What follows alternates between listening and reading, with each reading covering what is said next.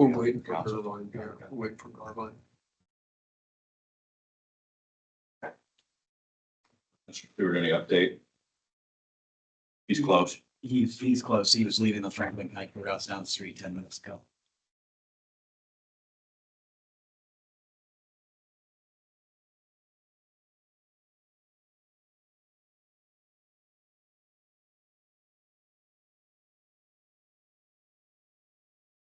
It's a random Health Plus side to everyone. You know, when you walk down that way, there's signs that say restrooms that go back by the mail rooms. The codes on those restrooms are 5216. They have keypads, but if anybody's back there and you ask them, they'll be like 5216. So when the bio break time comes, you're wondering where, like upstairs, if you go right down the hall, there's signs everywhere saying restrooms. I think that's why they let people use them. Because it would be kind of ludicrous. Why do they have these restrooms down this hallway and then not let you use them with signs everywhere in the halls pointing there? So 5216.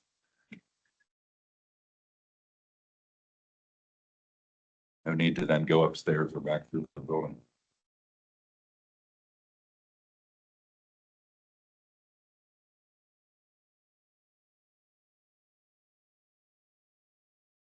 Hopefully that wasn't broadcast, so now everybody in Columbus can. What the code is, what the code is. Yep. My apologies to everybody. So I had an injunction hearing that I found out yesterday about, so I do apologize. No problem.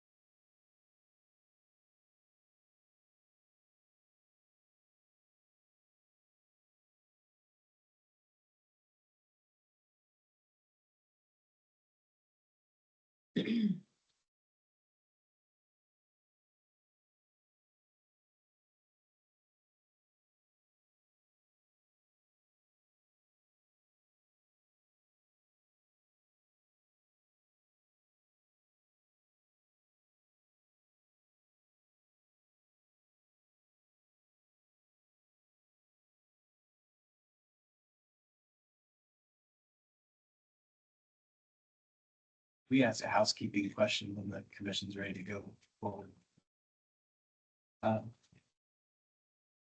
Okay. I asked the question at the prior hearing. We had a alternate serving for Commissioner Tavares. When I asked about that, if Mr. Tavares, Mr. Tavares should not be participating. You shouldn't be participating. Remember, you missed the one meeting, Oh, so you get to leave? leave. Yeah, lucky you. Because, yeah, I mean, you missed that one meeting. I probably should have recognized that. And so, yeah, we have the other 6 members. Mr. Southburn is here, Mr. Carroll.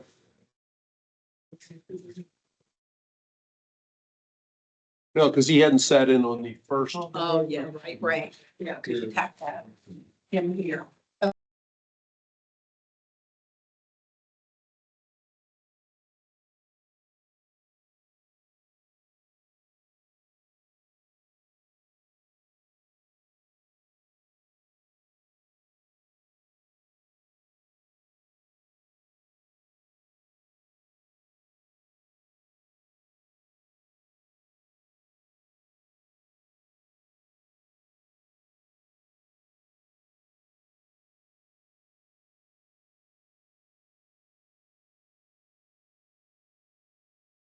Back. And if Mr. Hicks would like to stand and go ahead and present your case. Madam Chair, I believe it was our opportunity to direct me because I was still on the stand when we last stopped. I don't, I was still in the middle of my question. he hadn't quite finished. Well, I'm Because not- I was reviewing the video yesterday. But then it will be yours, yeah. Okay, okay, Right. so I'm not. Very good. Would you Mr. Hicks will need to sworn? be sworn since you're. You swear to the truth, the whole truth, and nothing but the truth, so help you God? Thank you.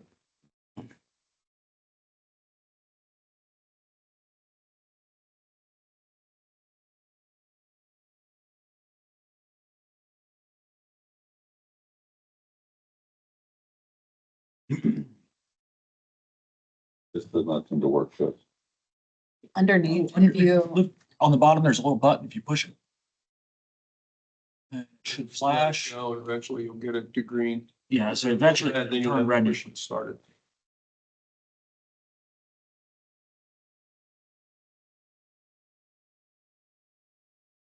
Now you're good. It went green too. That's good. Okay. All right, thank you. I want to actually try to be very quick with you, Mr. Stewart, to finish up the questioning. What I'd like to do first is there's two quick clips that I want to play from the prior hearing testimony. I just think it would be easier than reading back from a transcript or something like that. And then ask you questions about each of the clips. And then I have one other area that I want to cover, and then we'll be done. I'll be done with you. So the first clip is just some treasurer testimony. These are both somewhat brief. It gets submitted as a part of the record when he includes this one. It's just. yeah, where would? Just from this proceeding? Yeah, that's Yes. what yeah. The first is a testimony, a clip from Nelson. Let me start with the document, Chris, it's on page 165. The references coincide, which is Brian Stewart's response letter to Mr. Goldstein's Okay. request for payment. I'm Dated. not familiar with this document at all. In fact, actually, I was not here at the last hearing you held because I had to take my wife to the James for a checkup. And so really, I have not seen any of these exhibits prior to today. Well, hold on a second though, but this was a request, flip back to page 162. Okay, I'm on- I appreciate you weren't here last time and I would try to not go too fast or skip past stuff that. So page 162, and you might have heard Mr. Goldstein testify to this. Mhm. This was a first collection attempt that he claimed was in August of 2021. That's page 162, 163, 164. Page 165 is Brian Stewart's response to that. And it's dated September 5th, 2021. And I'm gonna stop right there because you were the treasurer Yes. until January of 2022. Mhm. Is it your testimony today that this is the first time you're seeing? Yes, that would be correct. And then this is Treasurer Embry, it's Treasurer Cardelloni talking about the same document.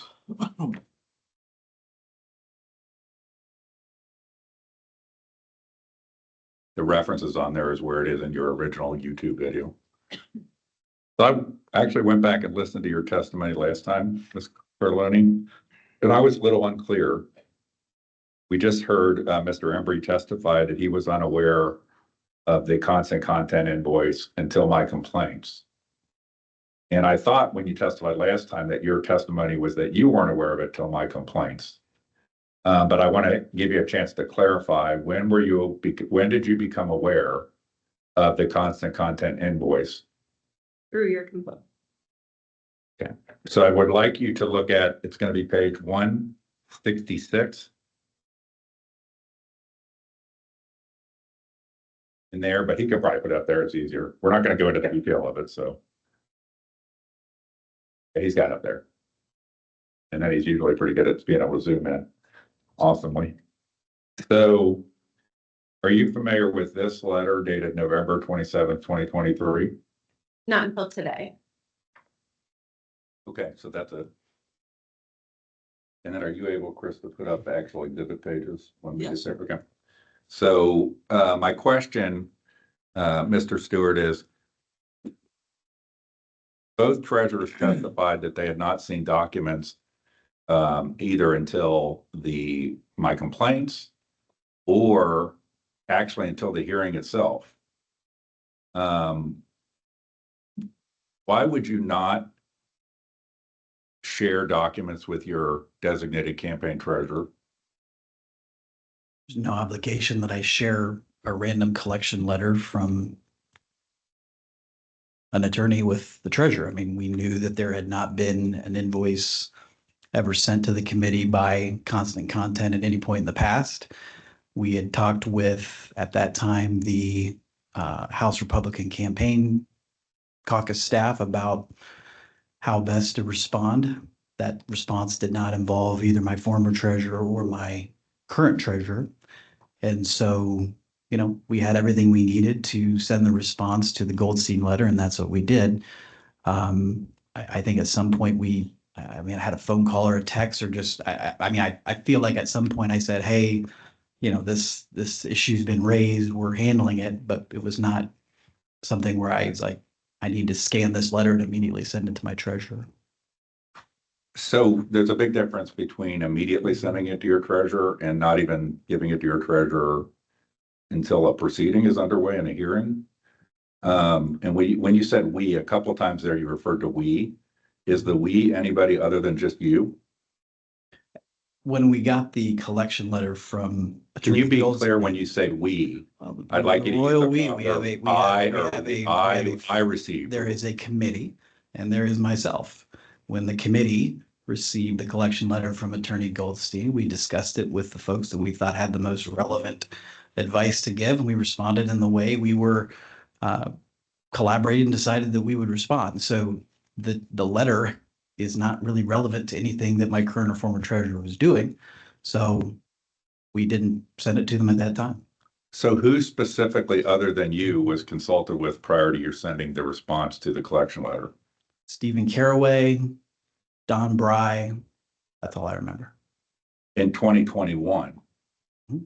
I just want to be clear because your affidavit speaks to consulting with Stephen Caraway and Don Bry in response to create your reply affidavit to my complaints in 2022, but now you're representing that you consulted with Stephen Caraway and Don Bry on your September of 2021 response to a collection letter? Yeah, I think that's what we've said previously. There was a House Republican caucus that was in place. This same attorney had sent collection letters to a number of other members, and there was sort of an agreed response that would be sent, and that's what we sent. Okay, so neither of your campaign, at that time, it would have been Embry, would have been your campaign treasurer. He was not involved in any of these discussions. No. Nor was he asked, did he have any information that would be relevant to The this? address of the committee was my house. So if any invoices had been sent to the committee, they would have come to my house first.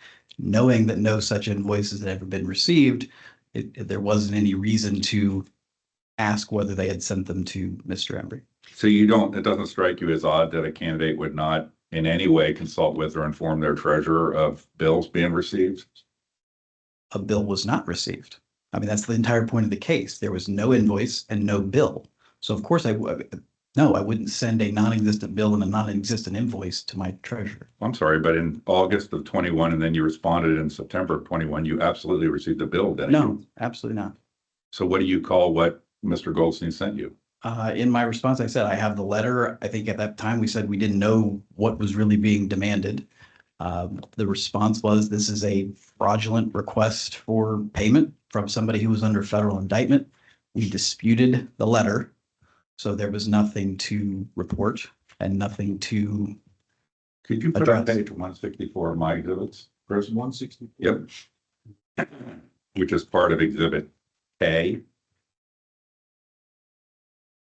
So this, if he puts it up, it's in that binder too, Mr. Stewart, that binder in front of you, is this 164 in there? So this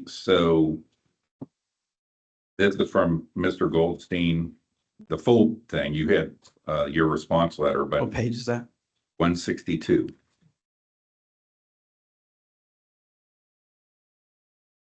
And he's got it up on the screen.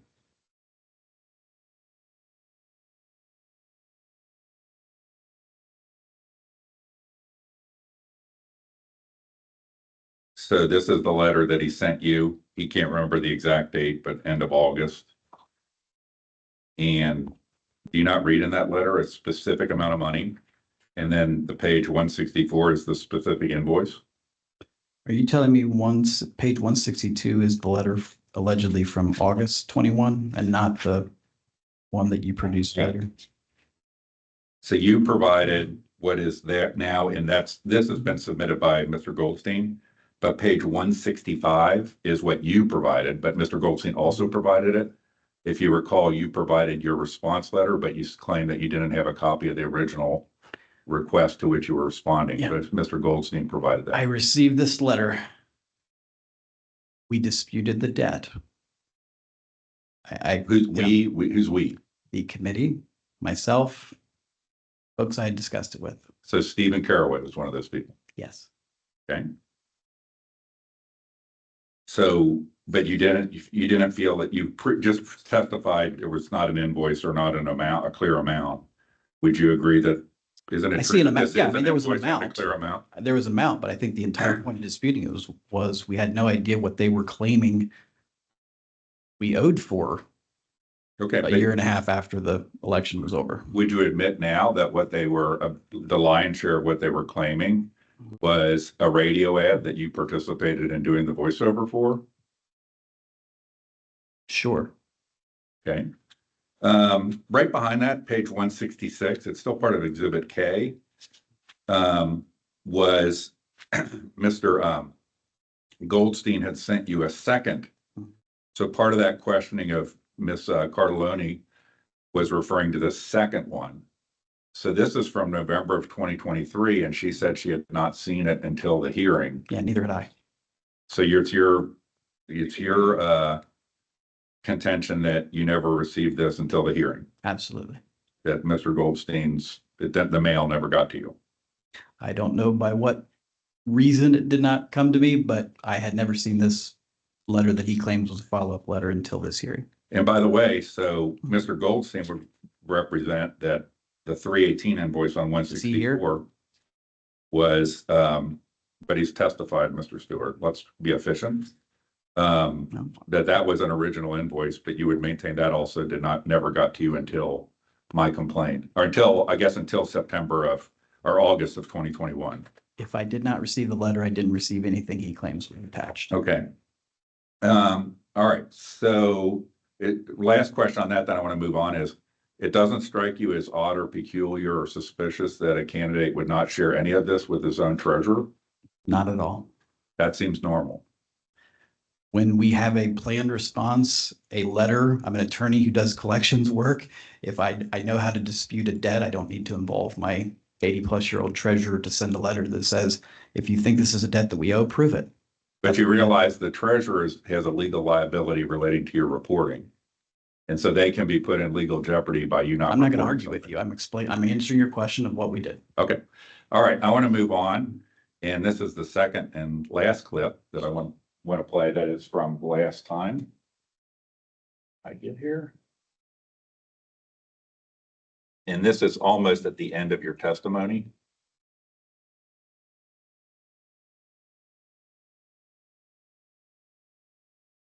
Yeah, okay. Then I want to ask you about this.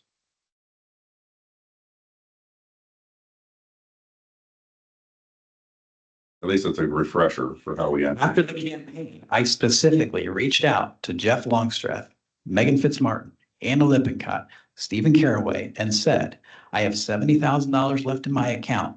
Is there anything else that we owe? Are there any other invoices that we need to pay? I was told no.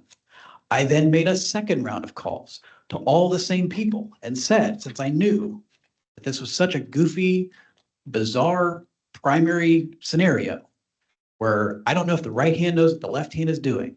I'm heading into the general election. I want to know how much money we have.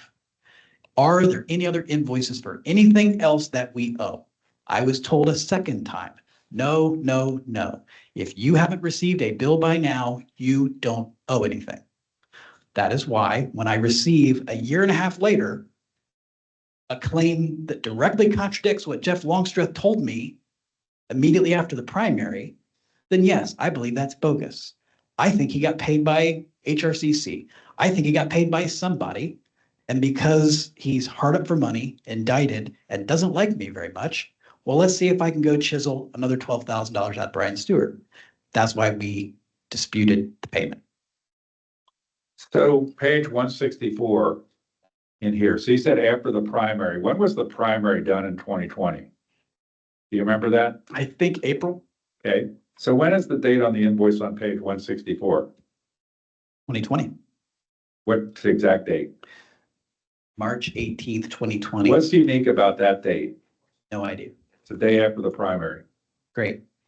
So if, let's say, I sent you an invoice dated 3/18, and then you kept calling me up saying, is there anything else? And I said, no, there's nothing else.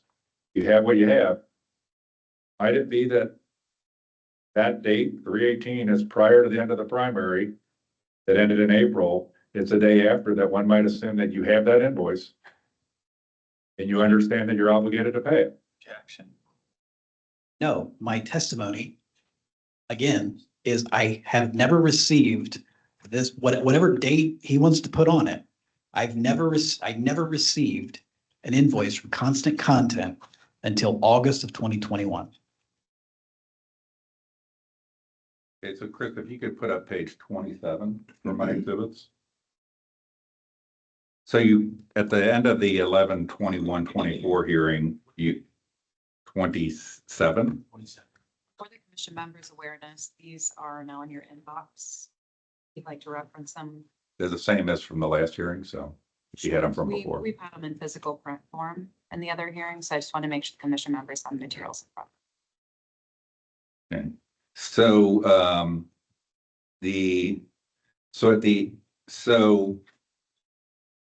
when the actual primary ended up ending on 4/28/20, do you have any basis to dispute that? Say it again. The actual primary, the delayed primary ended on 4/28/20. Do you have any basis to dispute that? No, Okay. The original primary was scheduled to be completed on 3/17/20. Do you have any basis to dispute that? I don't recollect what the original primary date was. Do we need to pull up a calendar or we? I'm answering your question. I don't remember. If you say that's what it is, I'm not going to say yes or no because I don't remember. Can somebody then pull up a calendar to confirm that that was the whatever second Tuesday or whatever? Because I want to make sure that that you're agreed that was the end date of the I primary. can't agree to something I don't remember. If you want to put on evidence and show me something, then I'll look at the evidence.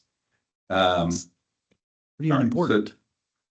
so let's look at page, so you just, that clip from before, you twice said, if I recall, that when after the primary ended, the 4/28 date, that you called a litany of people, Stephen Caraway, Megan Fitzmartin, Anna Lippincott, Jeff Longstreth. I believe those are all the people you mentioned calling. You said you called them twice. We previously, in a back and forth with me, indicated that, we can look at this, but in your reply affidavit to the original complaint, we're very diligent in pointing out that you had no contract and no business relationship with these people. Did you have a contract with Constant Content?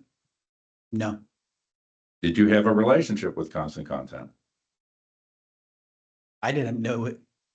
Understanding of a relationship with Constant Content. I had never really heard of that LLC until this case. I knew that Jeff Longstreth, Megan Fitzmartin, Anna Lippincott, Stephen Caraway were essentially operating as either the vendor for the House Republican Campaign Committee or were employed by the House Republican Campaign Committee. It was always kind of very fuzzy for the candidates as to what the org chart looked like and what the actual legal relationships would have been. But in terms of, a contract between Friends of Brian Stewart, there was never a contract between Friends of Brian Stewart and anybody. Okay. So pull up page 26, Chris, and then it's item 7 on the page. This is exhibit letter B. It's Mr. Stewart's reply affidavit. And he represents at item 7. You represented that the committee was never provided with a contract by Longstreth personally or any member of his staff, did not contract with any of these individuals. The committee also never contracted with Constant Content or any other entity that was affiliated with Longstreth. Instead, the relationship between the committee and Longstreth was informal and never involved any contractual agreements, verbal or written. What's the meaning of the word informal?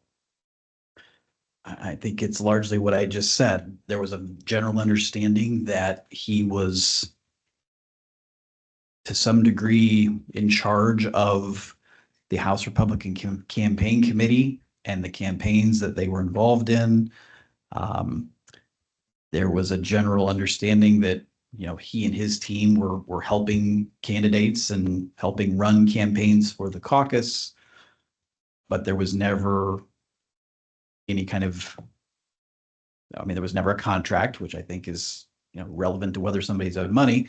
And also, like I said, it was just a very kind of fuzzy org chart as to, was it Constant Content doing this work? Was it Strategy Group? You know, was it HRCC doing this work? There was another entity that you know, Mr. Longstreth had called JPL and Associates. I mean, all of these kind of entities are floating around at the time, but I think it was informal. It was this Jeff Longstreth is kind of in charge of political stuff for the caucus, and that was it. So, and just to clarify, Constant Content's a corporation. JPL and Associates was an LLC. You mentioned JPL and Associates. What was your relationship with JPL and Associates? I did not have one Why'd you mention them then? for the reason I just explained. Okay. I'm going to go forward. I might come back, but to item 11 in this, so it's on page 27, Chris, in your original reply affidavit.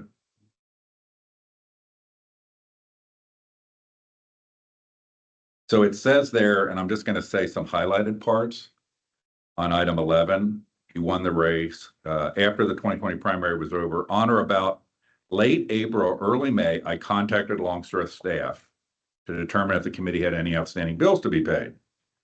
Then you referenced calling Caraway, who you understood to be an independent contractor working with the HRCC. Had been your primary point. He said you should speak with Anna Lippincott, who handled financial questions. You spoke to Anna Lippincott on the same day and relayed the committee had roughly 70,000 in campaign funds, and so forth. Okay. So my question about this is, wouldn't it be true that you were asking these people again and again, both in your reply affidavit and what you said at the end of the testimony before, because you believe there were services that were provided that had not been invoiced and were concerned with how much money you were have to pay for them? Not at all. Well, then why would you be calling these people up, telling them per your own reply affidavit, you're looking for invoices because you have $70,000 in the bank? Because that's what you do at the end of a primary. I mean, But why would you? campaigns are going on, and you want to know how much money you're going to have left for the general election. It is not uncommon that when a campaign ends, some of the invoices for work that has been done may come in later after the end of the campaign, and then you pay them. And so knowing that largely most, you know, our campaign had been endorsed by the Ohio Republican Party, so most of the, I mean, all of the mail was being sent by the Ohio Republican Party. I wasn't aware of anything else that we would owe, but out of an abundance of caution, wanted to make sure.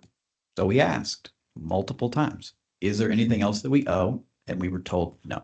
But why would you, these people you all just claimed you had no contract with and didn't authorize to do any services for you. So why would you be asking them for invoices? Because they were operating the campaign caucus out of caution, for exactly this sort of reason. Hey, if there is a mail invoice that we owe, we would like to pay it. If there's anything else that we owe, let us know so we can pay it and close the books. It's But just you basic, previously just testified basic that things, due diligence. you previously testified that things that went through the caucus were in kind and through the ORP. That you didn't have bills, that one of the reasons, you even said on this one, you thought the caucus paid it. Is one of your things you said in that audio clip. So I'm confused because the caucus didn't, I went and looked in the database. I can't find any candidate that had a primary in kind from the caucus or an invoice from the caucus. So can you clarify how you thought the caucus did stuff, but you might have an invoice outstanding for it? Jack and Nathan answered. think he has asked and he has been asked and answered. I don't think he's answered. Okay, well, He's you're able to answered several disagree, times. but Yeah. So then let me help another question here. So what invoices did any of these people give you ever that you reported? I was gonna object, it's overly broad and So they did, got one, go ahead. so did Anna Lippincott ever give you an invoice that the campaign needed to pay? That Did I- Stephen Caraway, we can go through the list, all those people individually, did any of them ever give you an invoice that the campaign needed to pay? I don't recall. I mean, if they did, it's in the report. Okay. I think there was an invoice for Old Trail Printing. We paid that. Well, that was in 2019. Okay, well, you asked the question. Have you ever received an invoice from these people? I'm doing my best. to So answer. you're saying, your representation. Yeah. Who from those people gave you an invoice for Old Trail Printing? I have no recollection at all. That was 5 years ago. So just as a matter of record, that invoice, would you agree coincides with your launch event for your campaign, which was in October of 2019, which was long before there was any HRCC helping anybody or anybody endorsed or any. Are you testifying or are you asking me a question? I'm asking you to, that if you would agree that that invoice coincided with the launch of your campaign announcement in October of I can't 19. Recall, do you want to show it to me? I don't recall when this was. I mean, if it was in 2019, yes, we started the campaign in 2019. That's an easy one. Okay, well, okay. When did you first meet Megan Fitzmartin, Stephen Caraway, and Anna Lippincott to help you with your campaign? To help me with the campaign, I would have been, I believe it would have been sometime in the fall of 2019. Okay, if I go back to item 5 in this, in your own affidavit, you met with the speaker, you got a text from Jeff Longsrith on late September 19. You met with the speaker, then you engaged him in item 7. So that would have been after your campaign launch event. Correct. Okay, so the Old Trail Printing thing probably wasn't something that people gave you that weren't involved with your campaign prior to your launch event. I don't think that's right. I mean, Okay. I had never used Old Trail Printing myself. That was a referral from the Longstreth team. Okay. One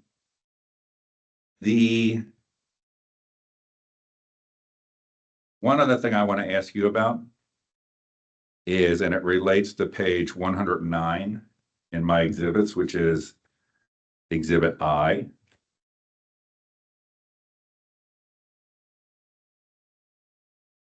Before we get to that, each of the people that you said you called twice in late April, early May, they told you that there were, they all told you the same exact thing.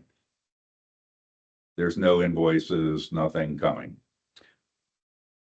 My affidavit and my testimony here is, I believe I called Stephen Caraway both times. And then it was sort of I think Anna Lippincott was in the room and then I think I called her separately or he handed off the phone. So I'm just being clear. I'm not saying I made 5 calls both times, but I reached out to that team twice. And yes, in both occasions, just as I testified to 3 months ago, was told there were no outstanding invoices. So on the primary ended on 4/28/2020. You called these people or whatever once, twice they were in the room, whatever the story is. Late April, early May, per your own response affidavit. And then on May 18th, 2020, you gave $5,000 to the Fairfield County GOP. Is there any connection between that $5,000 donation to the Fairfield County GOP and any of these matters before the commission today? No. Was that donation made at the behest of Jeff Longsreth, What does that mean?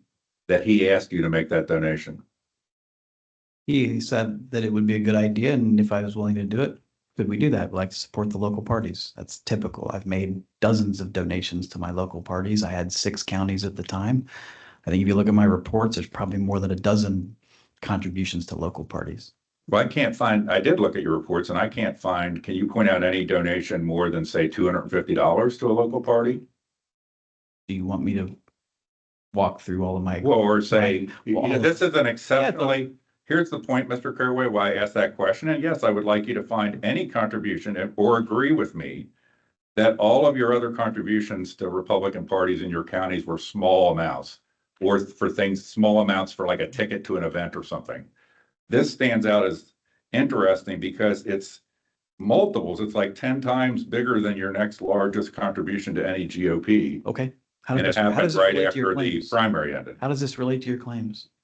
Well, isn't it true that in your conversation with Jeff Longstreth, Yeah. he told you that you could throw away the invoice if you would make a quid pro quo That is contribution of $5,000 to the Absolutely Fairfield County GOP? absurd and absolutely not. So you deny that Good 100%? Lord. Yes, I deny Okay. that absolute nonsense.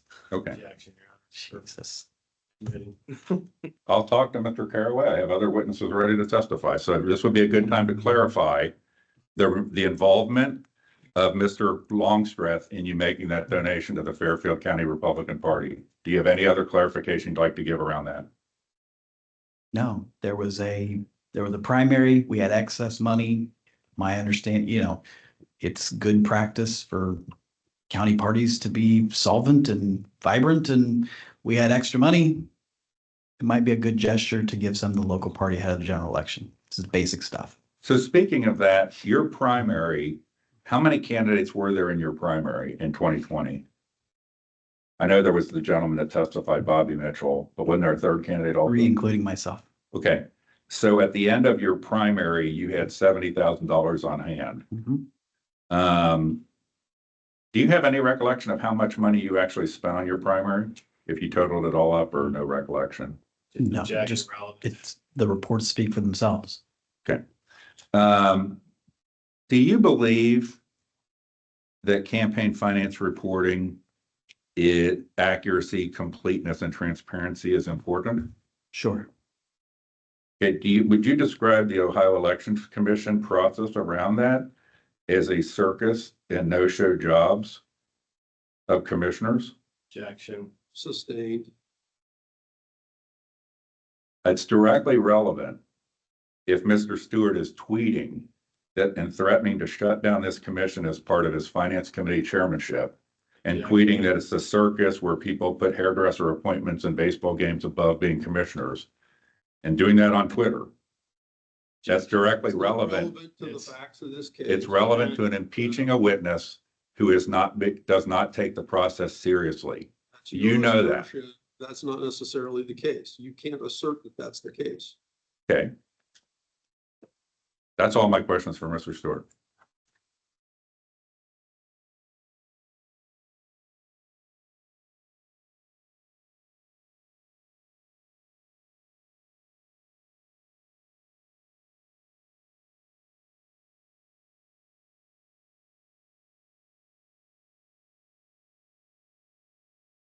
Morning, Mr. Stewart.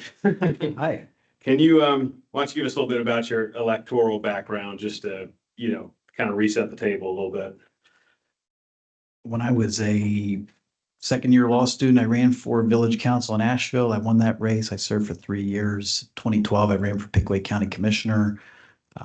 Won that race, got reelected in 2016, and then won the election to the State House in 2020, and have been reelected ever since.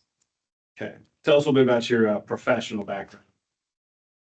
In addition to serving as state representative, I'm a lawyer in private practice. I have been since 2011. I practiced at a larger firm in Columbus for about 4 years, and then had a partnership in Circleville, Jackson, Farthing, and What's the Stewart. relevance of this? For residents who's not, what we're here to do.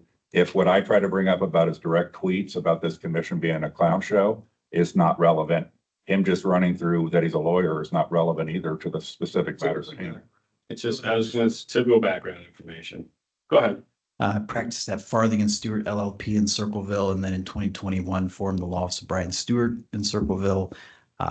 Prior to that, was active duty Army from 2003 to 2006, and that's largely the background. Okay. And we've talked about it a little bit, but tell us about the 2020 primary, just, just kind of an overview of it.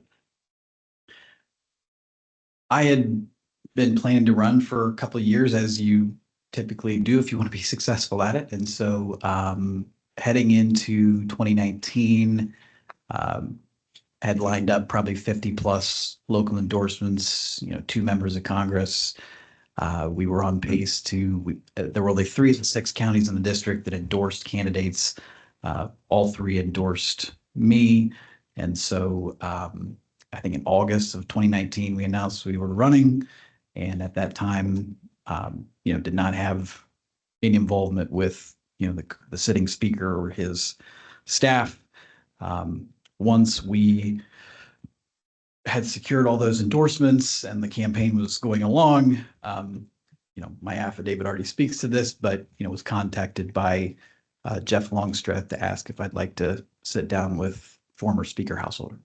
Okay, so were you recruited by Larry Householder? No, absolutely not. And why'd you work with Jeff Longstreth? So once I met with the speaker in, I believe, September of 2019, he just asked how the race was going. I said, it's going very well. There's no other credible candidates. We have all these endorsements. We're doing well. Very confident we're going to win. And at the conclusion of that meeting, he indicated he would be endorsing me. And it was relayed that Mr. Longstreth was going to be the generally in charge of running campaigns for the House Republican Campaign Committee or caucus, whatever the HRCC acronym referred to, and that it would be his, typical process would be that candidates he endorses would work with the caucus, and that's what we agreed to do. Okay. And what was the HRCC? So under Ohio law, each caucus of the legislature has a legislative campaign fund. That legislative campaign fund is kind of its own entity. It can raise unlimited amounts of money. It can make unlimited transfers. There's certain things that it alone can do to support candidates. And so at that time, HRCC was the legislative campaign fund for the Ohio House Republican Caucus. And just give kind of a brief overview of how that primary campaign was run, just in a general sense. Well, the end of it was pretty unusual. Obviously, there was one weekend in March where I'm walking door to door, shaking hands. And the very next weekend, it was, you're not allowed to leave your house. And so that was very unusual. And then we kind of transitioned to what is hopefully the first and last all-male election in Ohio history.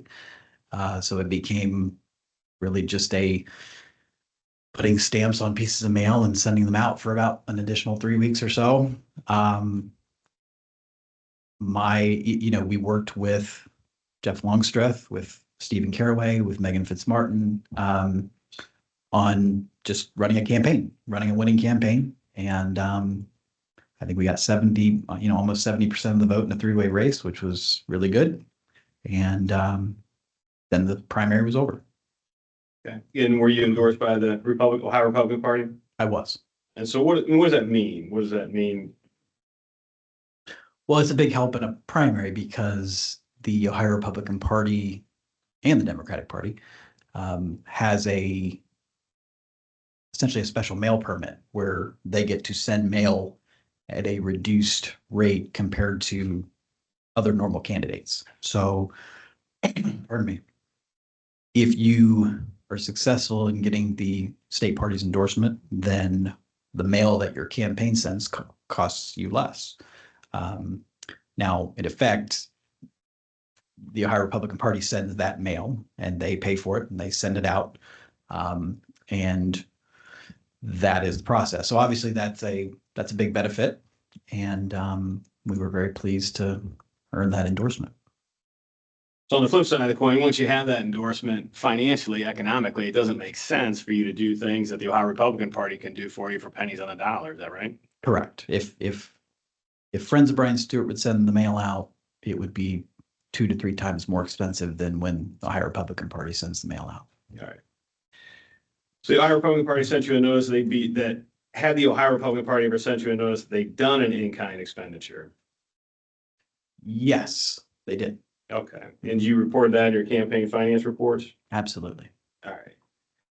So let's go to exhibit 1 of your exhibits. You should, I assume you have them. I don't have them, but there's Oh, a second. well, here. copy. There's a second copy over there. Right, yep.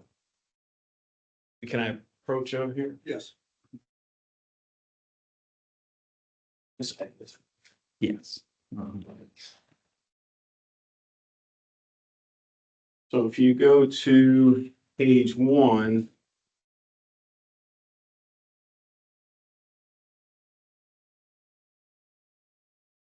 Tell us what this is, starting on exhibit 1, page 1, kind of walk us through this exhibit briefly. This was the 2019 annual campaign report for Friends of Brian Stewart. I believe it was filed in January of 2020. It generally covered, I believe, at least the preceding 6 months of 2019 in terms of what the campaign received and what the campaign spent. So long story short, it's every penny in, every penny out. Is that right? Correct, sir. All right. And then let's go to page 17 of that. If you can. Yes, sir. All right. You see last entry on the bottom, 31B Old Trail Printing, 10/31/2019 for $676.40. Yes, I see that. Tell us about that. That was, I can't recall exactly what printing it was for, but that was for, I think, a walk piece or a handout, something of that nature. It was an invoice that we got for printing services and we paid it. Okay. What's the page number on the bottom of that? 17. It's the last entry on 17. All right. And then the first page, if you go to the first page of exhibit 1, it gives an itemization of, for lack of a better phrase, every penny in, every penny out, correct? Yes, sir. All right. And then on the bottom, towards the bottom of page 1, it has the value of your in-kind contributions received. Is that right? Yes. All right. So if you go to exhibit 2.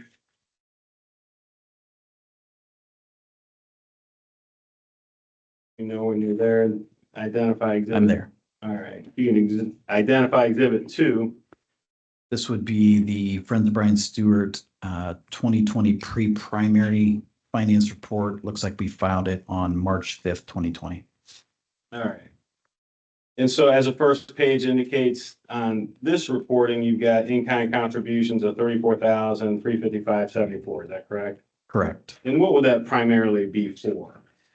I believe just about all of it, if not all of it, was in-kind contributions made by the Ohio Republican Party.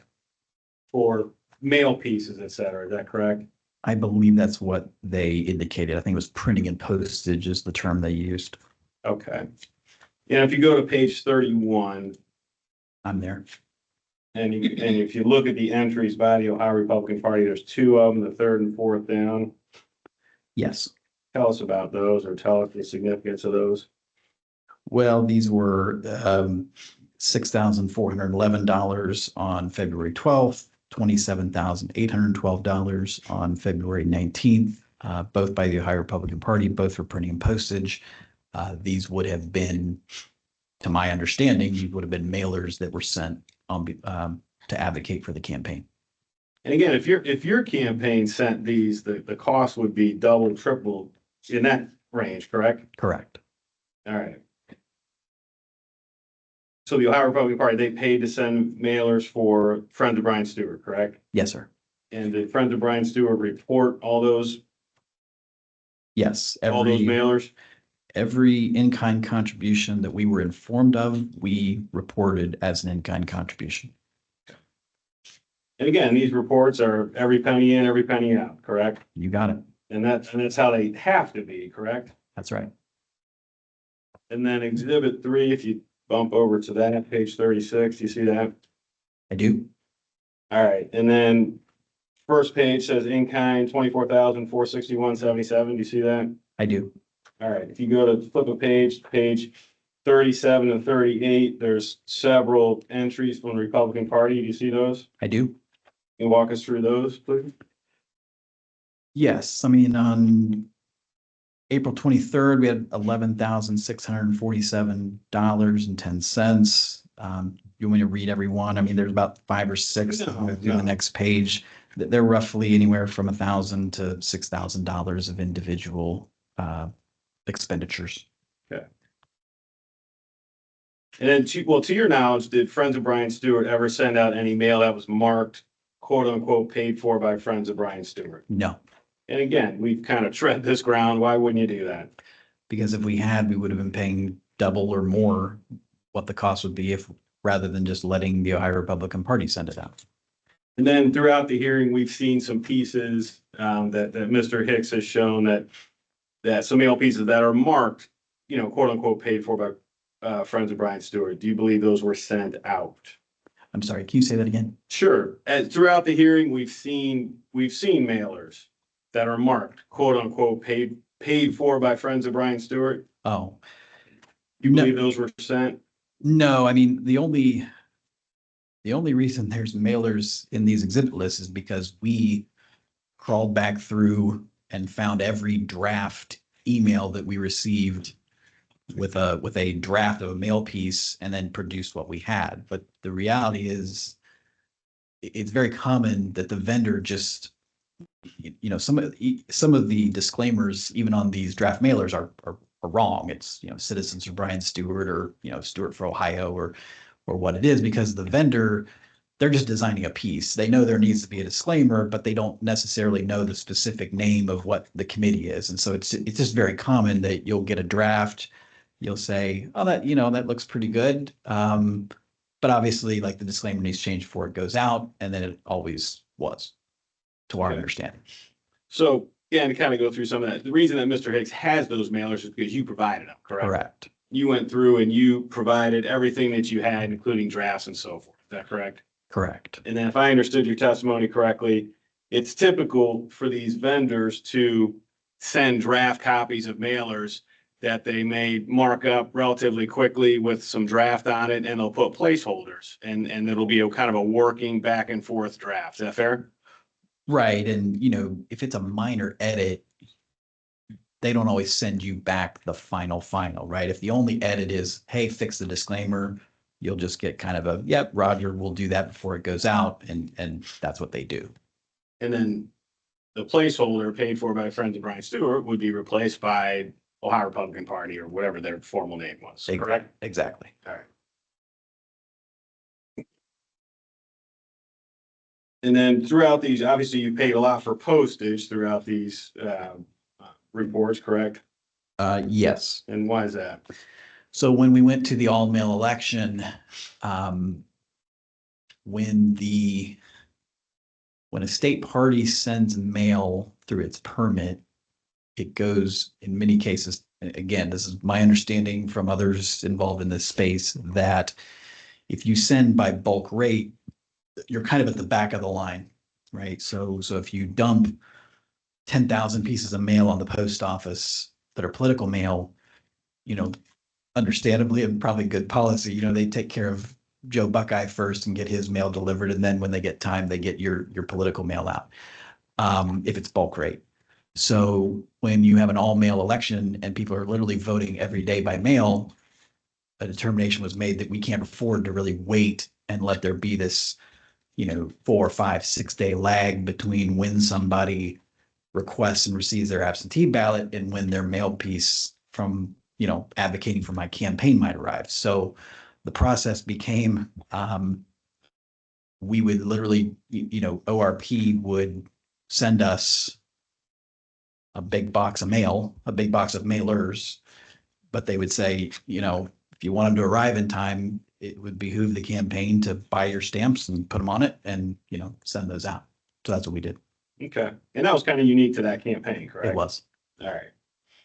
So let's talk a little bit about radio ads. Were you aware of any radio ad for Friends of Brian Stewart's being run in the primary? I was not aware that any radio ad was actually run during the primary for Friends of Brian Stewart. And did Constant Contact and HRC produce, items and so forth to have them quote unquote in the can? Yes. Yeah. And so, I mean, we've talked about it a little bit, but explain, what does that mean in the can? Well, it was a little new to me. I mean, I'd never run for the state house before.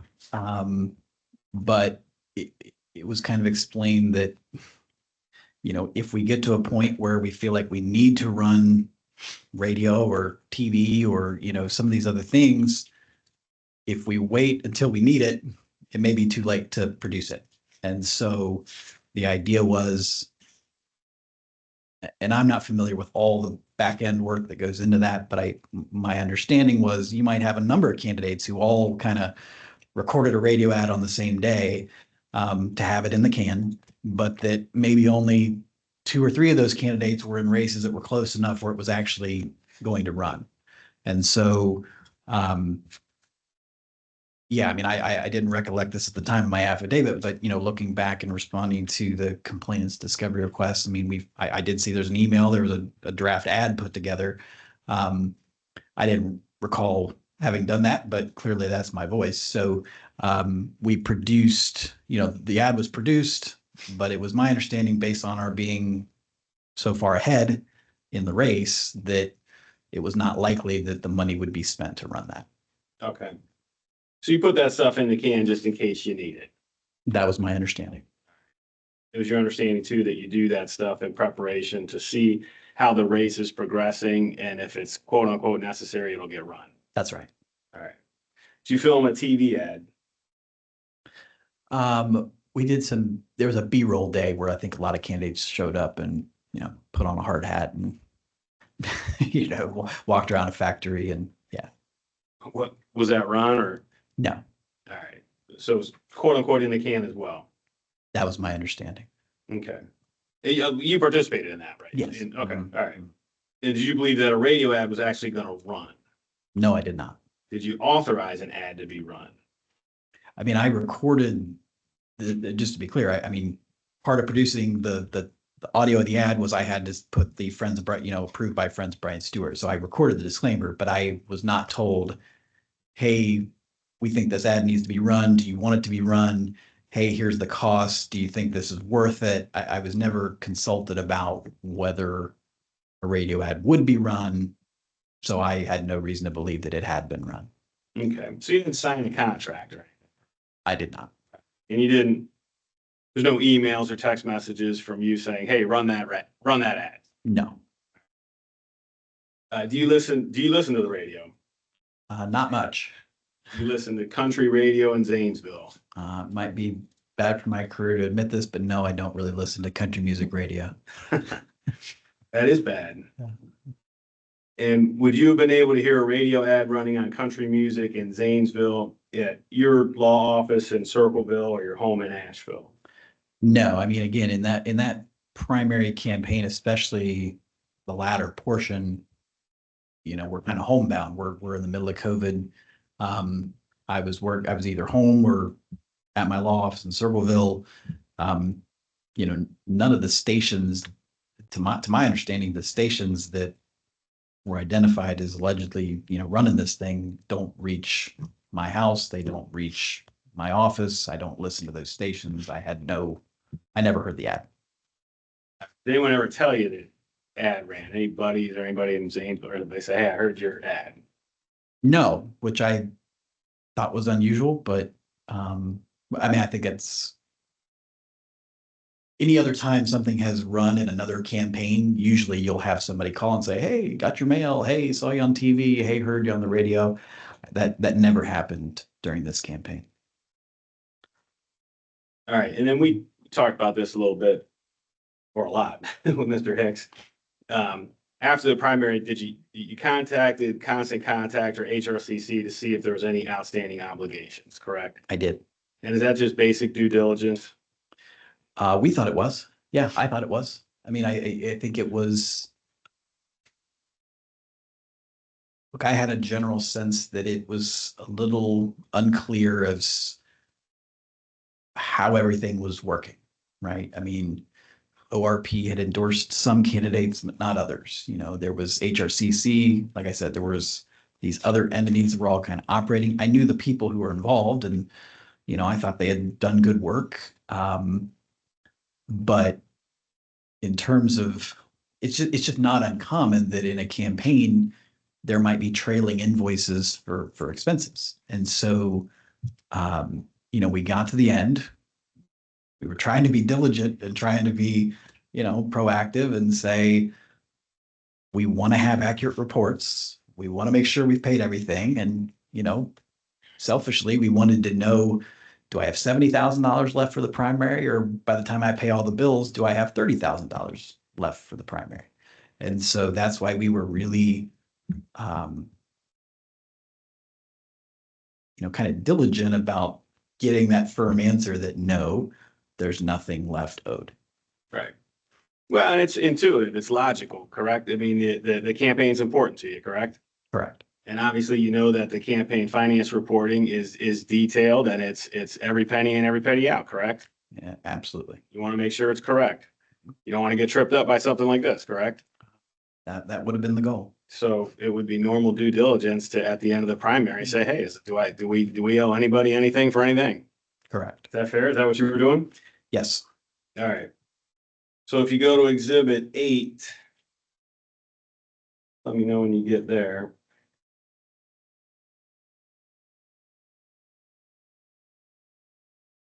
Not there, sir. All right, we talked about this a little bit. Obviously, you got this demand letter from Mr. Goldstein, correct? Right. And talked about this as well. You didn't talk to Nelson, your treasurer, correct?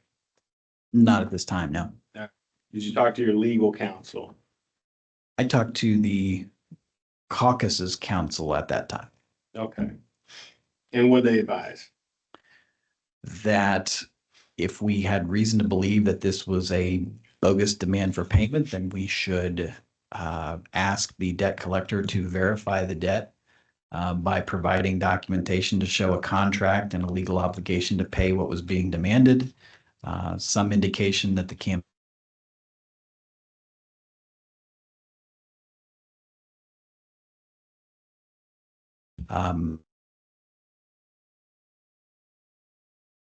With a letter, is that correct? I did. And we've seen that, correct? I think this is it, right? Or we, Oh, it is. Yeah. That would be good. And in response to your letter, did Mr. Goldstein ever produce a contract? no, Did he ever produce an invoice? he did. He didn't. There had been an invoice. I guess there was an invoice attached to his initial demand letter. I think what we asked for was some indication that our treasurer had authorized these expenditures to be made on our behalf, that some contract between us and Constant Content, some proof that we had authorized the work that he was claiming needed to be paid, and also prove that it was still actually owed, right? Because maybe we've seen other documentation that, you know, Strategy Group for Media was paid. Somebody paid them. I don't know who, but they were paid by somebody. Okay. And so did Goldstein ever produce anything, any kind of evidence that Friends of Brian Stewart owed that debt? I never heard from Attorney Goldstein again until this hearing. Okay. And did Constant Contact file any legal action to collect the debt against Friends of Brian Stewart? No, they did not. So long story short, they wrote a letter and that was that, correct? That's right. All right. So if you go to Exhibit 9, one page over, tell me what are we looking at? Well, these were as many draft mailers that I could find that were sent to Friends of Brian Stewart during the 2020 primary. What are the disclaimers on these? Well, there's some that say Ohio paid for by Ohio Republican Party. It looks like the bulk of them. Trying to find. As I said, I mean, there's one at some point here that says Friends of Brian Stewart, but it doesn't actually indicate that it was sent out. It's a draft. Again, we would have said, we would have pointed that out and said, obviously that'll get changed before the mailer goes out. There's one that says Citizens for Brian Stewart. That's never been my committee. Just again, kind of example of these placeholders get put on draft mailers. And beyond that, I think this is largely what was sent. Okay, these were sent by you to Mr. Hicks, correct? I produced these in Discovery, yes. Okay. And again, these are what we talked about earlier in terms of drafts that could have just various placeholders, correct? Correct. All right. And did any mailer actually get sent out using the Friends of Brian Stewart disclaimer? I do not believe so. I never saw one. I've never seen a piece of mail that was actually delivered that said paid for by Friends of Brian Stewart. And again, that wouldn't make economic sense, correct? It would not. And then did every mailer sent on behalf of Friends of Brian Stewart by the Ohio Republican Party, were all those reported on the campaign finance reports as an in-kind? Yes, I mean, again, I'm just trying to not speak beyond the scope of what I know. The Ohio Republican Party represented to us that they had made in-kind contributions through sending mailers, and they listed the dates and amounts, and we reported each of those dates and amounts on our campaign finance report. Well, and that's a better question. You can ask yourself. Based on the information you got from the Ohio Republican Party, all the information you received from the Ohio Republican Party, you reported as in-kind contributions. Is that correct? Absolutely. That's all I had. Thank you. Thank you.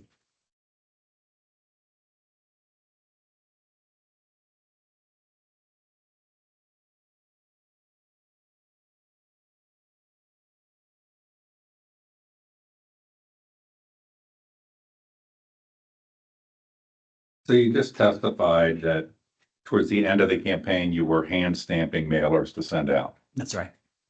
What was the disclaimer on those mailers? Paid for by Ohio Republican Party. So your chaser pieces, you're representing that your chaser pieces sent to voters who had requested absentee ballots had a disclaimer on them paid for by Ohio Republican Party. I believe so. I mean, candidly, I don't recall a lot of detail, but if you look at the reports and the in-kind reports we received from ORP, they all correspond with that April timeline. They're all for, there's a lot of them for like 1,500, and it was certainly our understanding that those referred to the individual mailings that went out as part of that all mail election. So if you look at page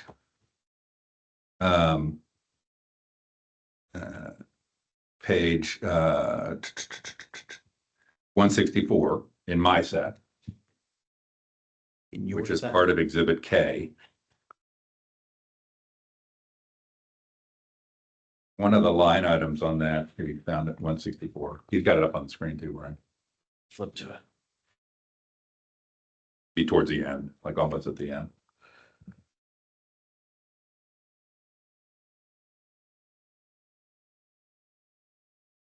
Yeah. One of the services listed here on the constant content invoices for an absentee chase. Okay, so your representation would be you never authorize them to make a absentee chase for you. Yeah, I don't know what that would refer to. I mean, at that time, the mailers were being produced by the Ohio Republican Party. They were giving us in-kind reports. We reported them. I mean, again, that was part of the disputing the debt is I don't know what on earth that would refer to, given that all of the mail and pieces we were sending out were done by the Ohio Republican Party. So would you agree that when you send out a piece with a physical first-class stamp on it, that the postage is by far the largest part of the cost? I don't know that I could say that. I don't know what goes into, I mean, there's a lot of variables that go into what a mail piece costs. Well, between March 2nd and April 24th of 2020, you spent a little over almost $4,200 on postage stamps. Were those for your chaser pieces? Those were for mail pieces that went out during the all mail portion of the primary. But this expense is specifically just the stamps. That's what's on your report. We could look at it if you'd like to, but. Yeah, I think that's right. So, okay. So in your representation is that you were sticking those stamps onto a chaser piece that was made with a disclaimer of Ohio Republican Party. That is my recollection. Okay. I noticed when now this is back in his exhibits, Chris. This struck me, and I want to, I think you would agree with me that the Larry Householder operation was corrupt. Would you agree with that statement? Well, I don't think it's a simple yes or no on that. I think that Larry Householder was corrupt. I think there were folks who worked on campaigns in his orbit that I have no reason to believe Okay. were corrupt. In his exhibit 2, so Chris, if you go to exhibit 2, and it's the second page of his exhibit 2. I just noticed when you were being examined that on here, Larry Householder gave you a check for $13,292.35. You remember that contribution? I do. And then it struck me as odd, because when I saw that number, I just thought it was odd. And then I looked back at page 164, where the invoice is almost the exact same number, $13,246.20. I don't think those have any bearing on each other at all. Okay. I mean, those are like a year apart. So you said that you expected that everything that was being done was going to be in-kinded through the ORP? Objection. I don't think that's what he said. I don't know that I understand. As it relates to the work of Megan Fitzmartin, let's start there. Mhm. Was it your assumption or impression that everything was going to be in-kinded through the ORP? Everything that the campaign was, I mean, everything related to mail, absolutely. What about radio ads?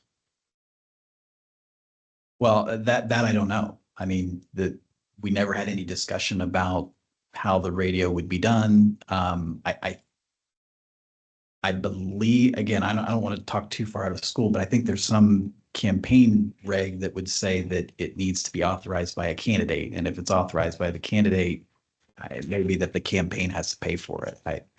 We didn't have any discussion about if a radio ad ran, who it would be paid for or not paid for by. Then why would you have done a disclaimer for a radio ad saying paid for by Friends of Brian Stewart? Because that's what we were told needed to be recorded. By who? It was Megan Fitzmartin that I was working with on the radio production. So if you expected that her work was being in-kinded from the HRCC to the ORP to I didn't you, say that. okay, then help me to understand why you can sit there and say you didn't authorize production of a radio ad when you participated in the radio ad and read a disclaimer that said it was paid for by your campaign. Objection asked and answered multiple times. The placeholder is. So I think it's, first off, I don't think there's ever gotten a clear answer, but I understand we're probably not going to get one. Mhm. But the professional services to produce the radio ad that you participated in, according to Scott Schweitzer, I believe that was a little over $1,100. Do you dispute that you authorized the production of a radio ad? The first indication I had that a radio ad had been done was getting an email that said, listen to this and, let us know what you think. I mean, we didn't have a discussion about, I would like you to produce a radio ad, or there was no conversation on the front end. So the first time you understood that a radio ad was produced when you heard the final radio ad? Yeah, So you didn't have that impression when you were recording for the radio ad? but so the request was, hey, I think it was, I can't recall if I had heard the draft and then recorded the disclaimer, or if I recorded the disclaimer and then they sent the final draft. I just have no recollection 5 years later of the sequence. So wouldn't a reasonable person assume that a candidate who was recording a disclaimer that his committee was paying for was authorizing at least the production of a radio ad? No, That's not a reasonable thing to assume. Objection. If the ad was produced independently of any authorization or request by the committee, then I don't think that is the committee asking for an ad to be produced.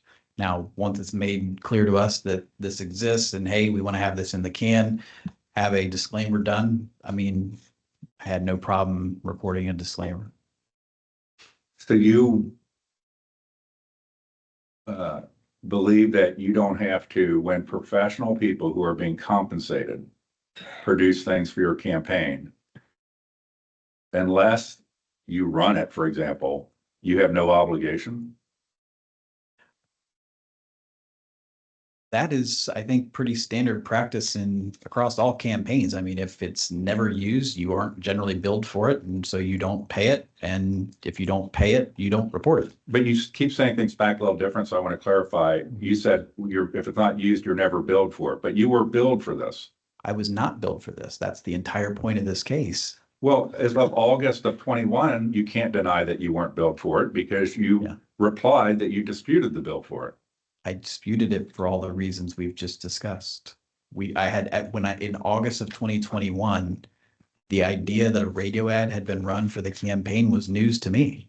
So I think 164 is still up on the screen. But, this is the invoice that Mr. Goldstein maintains was in his original request, to which you responded.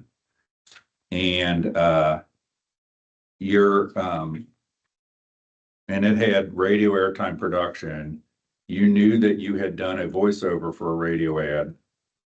What steps did you take with any vendor involved or with Megan Fitzmartin on what happened to the radio ad that you said she worked with you on? I responded to a demand for payment that I believed was bogus by asking the person demanding payment to verify the debt, which they failed to do. So in September of August of 2021, at least at that point in time, you can't deny that you were aware of the invoice. And when you received the invoice, you did not contact Megan Fitzmartin, who you just represented was the person who worked with you on the radio ad. I did not contact Megan Fitzmartin in August of 2021, no. Okay. So what do you think happened to the cost of the radio ad? I think your own exhibits show that it was paid by somebody else. I mean, the invoice says paid, somebody paid Strategy Group for Media for something that they billed to Constant Content. So you talked about, talking to Megan and Anna and Steve and Jeff, but the things were being in-kinded through the ORP. Who was your contact in the ORP? I didn't have one. So do you know Rob Secor? I know who he is, yeah. So at the time, Rob Secor was the person in charge of doing the in-kind billings, but you never had any contact with him about making sure all in-kinds have been properly routed for your campaign? Rob Seekauer, I think, is probably, I don't recall who from ORP sent Friends of Brian Stewart the in-kind reports, but we received all the in-kind reports and we reported them. I mean, I didn't call Rob Seekauer and said, are you really sure you've sent me all the reports? I mean, they're pretty sharp. They get this right. But you did do that with Anna, Megan, Jeff, and Steve, and you did it twice, you said. For a group of people that, per otherwise, that I don't see how you understood that they were going to send you invoices for anything. So can you help to clarify that again? Sure. The ORP makes independent in-kind contributions. I don't have any reason to expect that they're going to send us a bill. They don't do that. That's the whole point. HRCC is the Legislative Campaign Fund, and they're involved in campaigns. And so if there's anything that our campaign was doing or spending money on, or is, referenced in these reports, any other expenses that wouldn't have been, if there were any other expenses, they would have come from the caucus. So that's who we asked to verify whether there was any outstanding expenses. But the caucus didn't in-kind you for anything. No. Okay. I'm gonna stop there. I have nothing further. Is witness excused? May want to recall him later. He's gonna be here, so. Are there any, So any commission member questions? I have one or two, please. Where are we at? That's almost, so, good afternoon, Representative Stewart. How are you? I'm good, you I'm hanging in. surviving. So in previous testimony, prior meetings that we've had, you stated, that you were, after the news broke with Larry Householder, that you were one of the biggest, opponents of him, That's right. right? That's right. Could you expand on that for me and the group? Because I'm not aware of it. So. Sure. So, again, I was not recruited by Larry Householder to run for the House.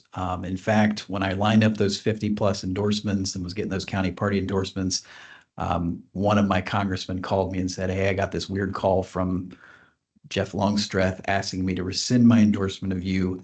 The speaker's trying to find another candidate, and there may be another person in the race and trying to kind of undermine what we were doing." I didn't appreciate that, obviously, but he's the sitting speaker of the House, and we're going to move forward with the campaign. Once we continue to rack up those county party endorsements, then after that, then Jeff Longstreth calls and says, hey, we'd like you to meet with the speaker, and I think we can, work on your mail, things like that. Okay. So he endorsed me after the fact, but I was not really in the kind of like inner clubhouse, right? The other thing is I didn't ask for a donation from the speaker, but he's a sitting speaker. And so we reflected in our reports that he, donated $13,000 or some odd dollars. In the summer of 2020, I'm still running in the general election, and all the news breaks that he's been indicted, arrested, all these people that, I do know, are in trouble. And, I'm somebody who, when I raise my hand and swear an oath, I mean it. I don't lie. I try to be, I'm a Christian. I try to do things the right way. And I think guard my reputation and my ethics and my integrity are important. And all of a sudden now it's like, I've got a report that shows, Brian Stewart campaign for State House has gotten, all this, quote unquote, dirty money from Larry Householder. So I actually, the day after he was indicted, I called all the other candidates I knew who had gotten a similar contribution to me. And I said, I'm giving this money away. I'm not going to spend it on a campaign. I'm certainly not going to give it back to the people who are in trouble. And to be clear, I was called by other people and said, hey, let's not be hasty. You may, we can give those money to other candidates. There's other ways to get it out. And I said, no, the right thing to do if this is, bad money is to donate it to charity, right? So we donated, I think we donated to 12, 15 charities throughout 6 counties. That's all in the reports, by the way. And so we got rid of that money. I didn't appreciate being in that position, to have tried to do things the right way. And now you're kind of tainted by things that are, in my view, kind of outside of our control. From then on, it was my belief that he should not be a sitting member of the Ohio House. He did not resign from the House when he was indicted and arrested. When I was campaigning through the fall of 2020, I was given some strong indications or assurances that once I got elected, one of the first votes I would take would be to expel Larry Householder as a member of the House. We were told that, based on the way the Constitution is written, if he was going to be reelected anyway because he was unopposed. And so we had to wait until January to expel him. I got to the House. I won't give you a longer story, but that didn't happen. It became clear to me about 3 or 4 or 5 months in that the leadership team was not going to push for that on their own. And I thought it was bad for the Ohio House and bad for the state to have somebody in a position to draft and enact legislation still when he's under indictment for selling legislation. So I, and along with Representative Mark Frazier, we introduced the resolution to expel Speaker Householder, then Representative Householder as a member of the House. That was unpopular with an awful lot of colleagues. I mean, I've spent 4 years I think, dealing with some of the fallout for that from some folks. And obviously, the target of that resolution was not very pleased either. So, there are other folks. Obviously, he was the sitting Speaker of the House. He worked with a lot of people. I understand there's a lot of good people who, similar to what I was going through, just kind of got caught up in a bad situation that they were unaware of. But that's kind of my history of how we addressed having been, involved with the sitting speaker when he was a speaker. But then, in my view, I think I took really, really aggressive steps to hold people accountable once it was clear that wrongdoing had happened. Good, thank you. Let me ask you this. So let's say that I find your testimony credible. I find that what you've done, your due diligence, that I think you did everything right. And if I was in your shoes, I would have done the same thing. Let's just say that for a moment. Okay. Sure. But yet during the hearing, we hear, and you've agreed to in testimony, that there has been testimony that the radio ad battle tested was produced in Brand. Hmm. You said you believe other people. I were understand. saying, Yeah, I right? understand that's been Fair tough enough. too. Yeah. So you've heard that. We know that there's evidence and testimony that the FCC database showed that those did run. Correct? You agree with that? Mhm. Okay. So given what I said, my premise initially, that you did everything right, incredible.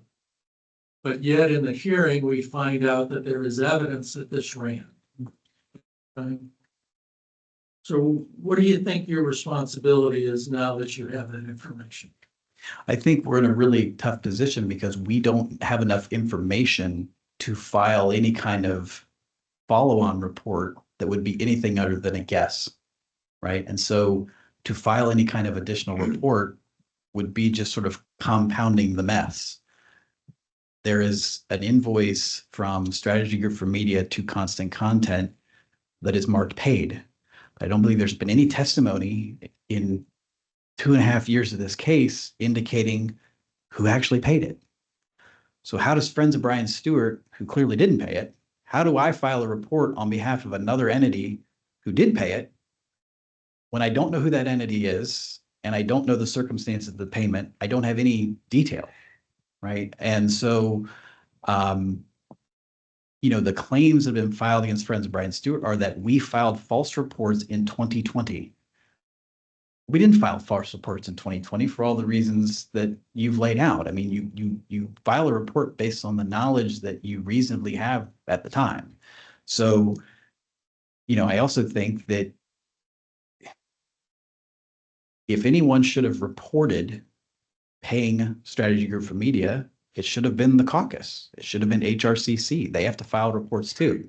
So I think that the most accurate report that could be filed would be by another entity other than Friends of Brian Stewart.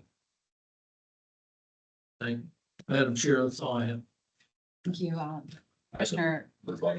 Oh, Yeah, Commission members, question. Okay, I'm done. I thought we were done. Sorry. Mr. Stewart, you pretty strenuously objected to the veracity of that Constant Content invoice. So you sent a letter disputing it. Correct. Didn't receive a response and had a pretty strong feeling that it may have been fabricated. I didn't really get a sense through the last hearing why that was. So rationale as it relates to sending the letter, what you did with the lack of a response, and what your concerns were about fabrication. Sure. So again, just timeline wise, in May of 2020, that's when we took all those steps to talk to Jeff Longstreth, his operation, Constant Content, however, those, it's the same players in different organizations, right? So given the fact that we had asked all of Jeff Longstreth's staff twice if we owed anything to anybody, assumedly including them, including Jeff Longstreth's company, and were repeatedly told no, that led me to believe that we didn't owe anything. I think that's reasonable. 2 months later, Jeff Longstreth is indicted, and there is a whole web of, multi-page indictment talking about campaign activities and just the sort of way that, outside C4 groups and others are interacting. Okay. And it's a mess, I guess would be the simplest summary. And I think it's a mess that is of questionable legality beyond just being a mess. So to then in a year and a half later, get a collections letter on behalf of Constant Content. Now suddenly we've determined that you owe us more money. I think anybody reasonably would be very, very suspicious about that. You have somebody who told me 18 months ago that I owe $0 is now coming along saying I owe $15,000. I think that under those circumstances, Jeff Longstreth's company is probably having financial problems or is in a crunch because they're under federal indictment. He's not doing campaign work. I don't know what else he's doing for money. And so we had a lot of distrust there based on those prior representations. And also the fact that, when I got that letter from Attorney Goldstein, again, we were never aware that a radio ad had run. And so that also kind of set off our antenna, because not only is it a demand for payment after being told that we owed $0, it's for alleged work that we were never aware had actually been done. Does that answer the question? Sure. Okay.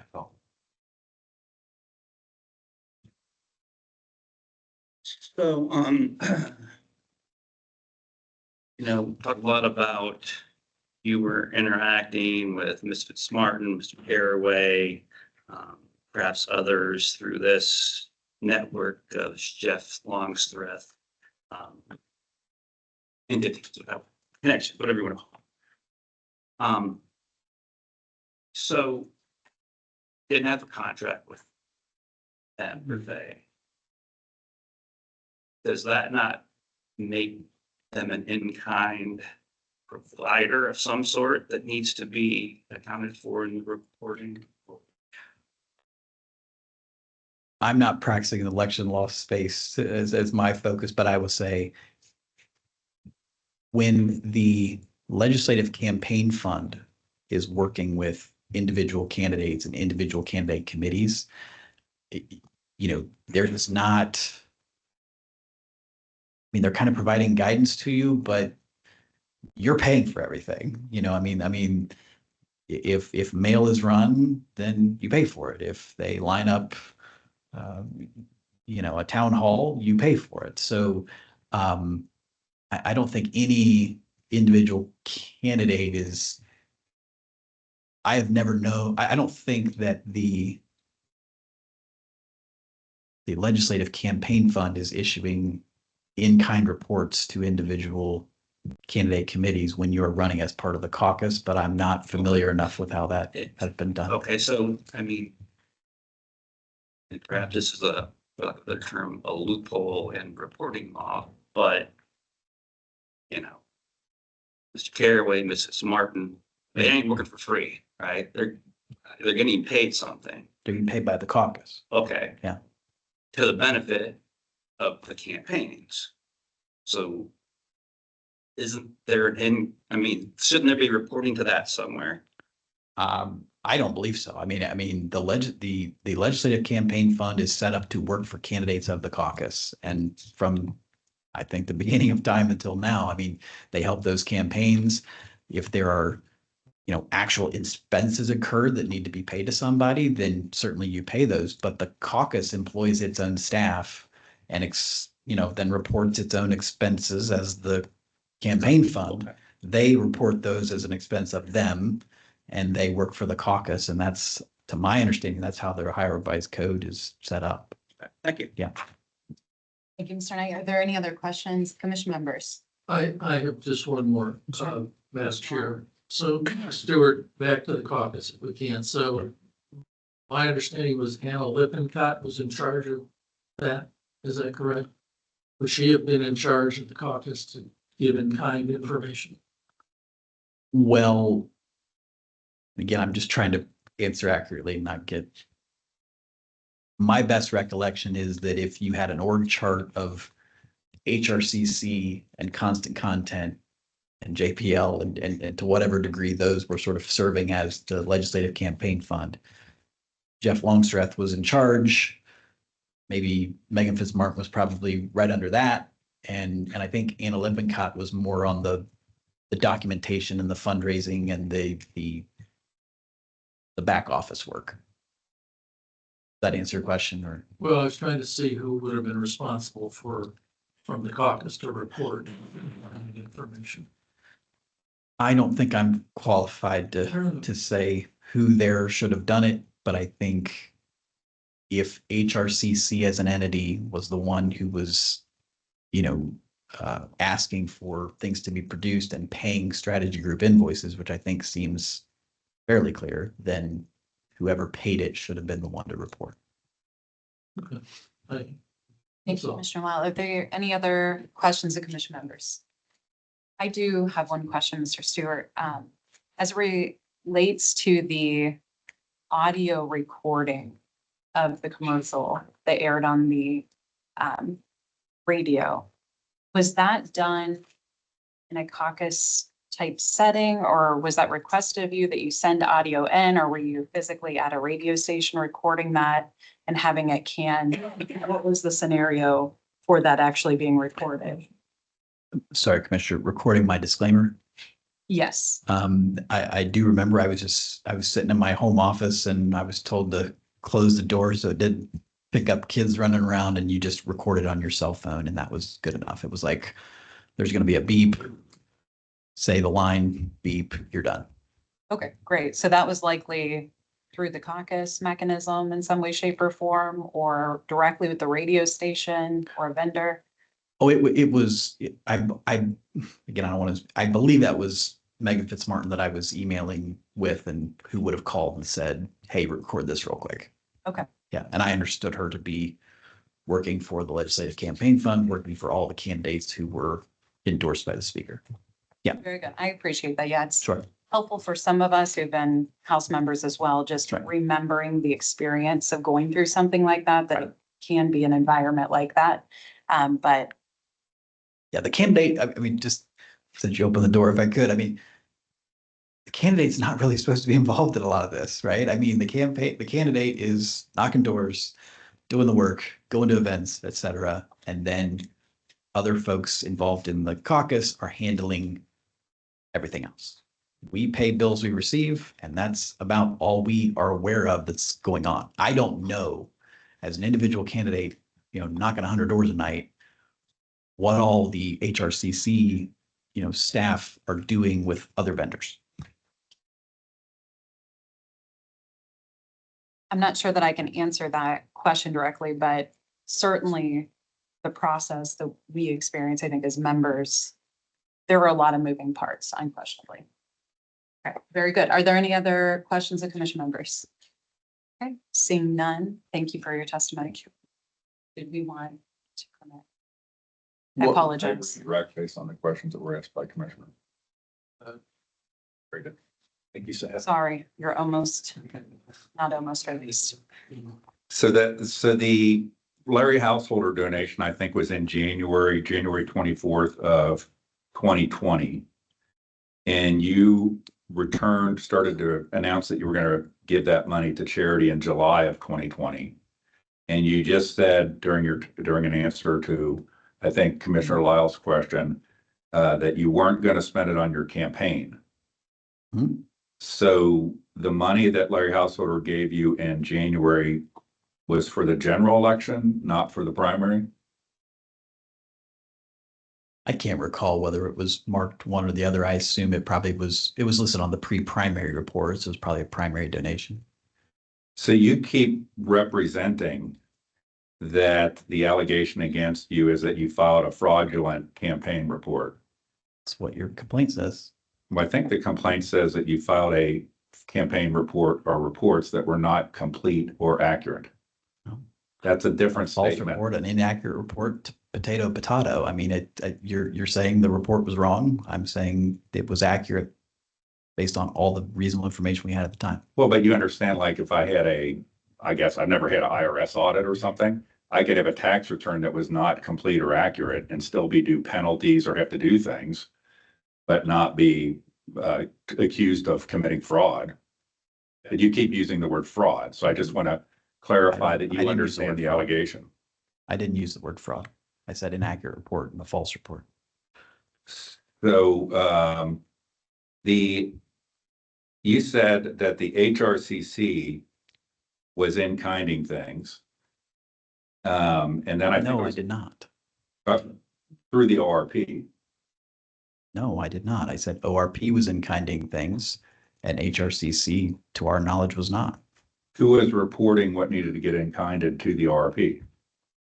Just gonna object. I think this is beyond the scope of what the panel asked, Yeah, well- and it's already been. His testimony is trying to conflate that somehow there was some confusion with the HRCC, which we'll get when Stephen Caraway testifies, I think will clarify. But I guess you talked about things being in-kinded. Then when I think Commissioner Lyle asked you about, or it might have been Mr. Knight that asked you about, shouldn't this have been in-kinded?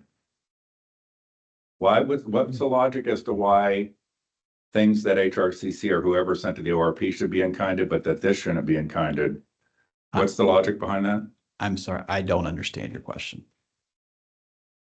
So why are certain expenses in-kinded through the HRCC and ORP, but you didn't just in-kind this? Why didn't you in-kind this? When you became aware of it, In-kind what? the 13,000, the For the $246.20. I can't answer that question any differently than I have the last 15 times. We did not believe it to be a valid debt. We disputed it. No one verified it. And so we believed that it was bogus, as we suspected. But the testimony of Scott Schweitzer verified that the bill was accurate, that it had been paid by Constant Content, and then it appears Constant Content tried to collect from you. If you never paid, it would either be a debt or an in-kind. No, if Constant Content paid Strategy Group, then Constant Content should have reported that. If Friends of Brian Stewart had been given any indication that an in-kind contribution had been made by anybody, it would have been reported the exact same way we reported the other 10 to 15 in-kind contributions that we received. So when I believe it was Mr. Knight asked the question, there was a point in time when you answered the question, you couldn't, but this one might have been Mr. Lyle, that you couldn't update the report even now because you don't know the right amount. Was that your testimony? I believe I said we don't know who paid it. Well, how does that have to do with, you know that Constant Content paid it? And then Constant Content, Scott Schweitzer's testified to that. He's provided every chapter and verse documents to that. Constant Content then has been trying to collect it from you. But you made a representation that you didn't know the amount.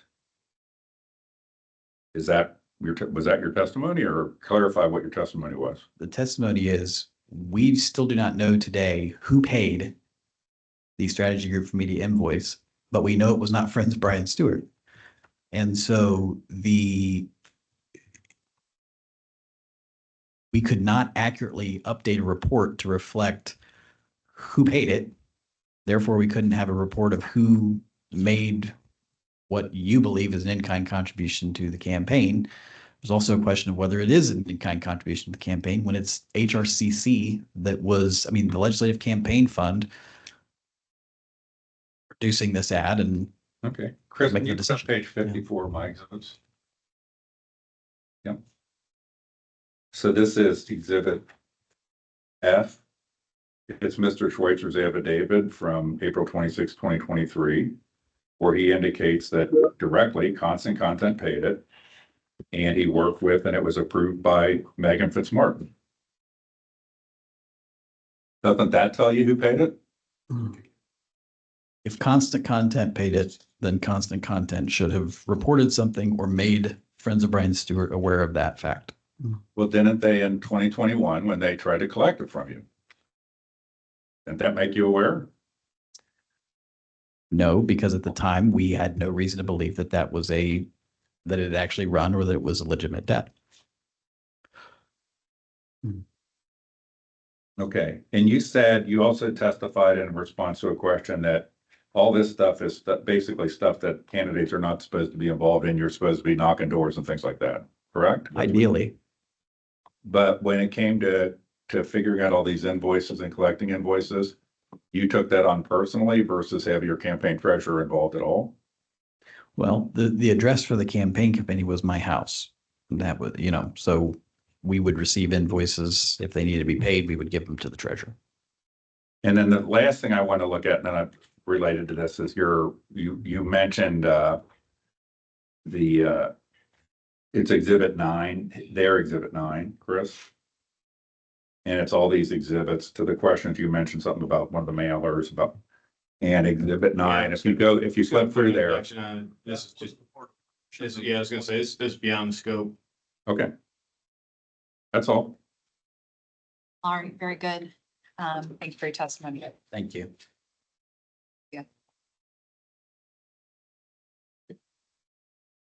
Call our witnesses.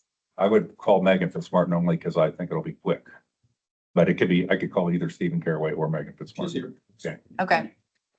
Real quick for a point of order, if the commission members want to put a lunch order in on the link I sent to you, we can have that here within 30 minutes of the last order being entered. And hopefully avoid having people leave and go off campus, waste a bunch of time in between. And so for everybody here as well, just assume that around 1 to 1:15, we'll break briefly for lunch if all goes smoothly. That works for you guys. No, it doesn't. And I had, just one quick thing I had mentioned to, in an email, I have a 15-minute telephone conference at 2:00, but although I could maybe just step out and just, but I have to just step out for a couple minutes at 2:00. While I'm screwing up the schedule, I just want to be consistent today, so. Well, we're okay, just to ask briefly, how's everyone feeling? Your stomach's okay? Can you wait until 2 PM? I'm not opposed to waiting, but if anybody's faint or diabetic or has any issues. One suggestion, Mhm. take a 5-minute break now and then we can wait until 2 to do lunch Okay. and those sorts of things. That's okay with me anyway. I agree. Okay, I think it's appropriate. I'm fine with that if that works for everybody. Okay, let's go ahead with that for now. So 10-minute break. Can we bring a coffee in here? Oh, Yeah, And then, yeah, bring me one. Yeah. I'm Oh, I'm sorry.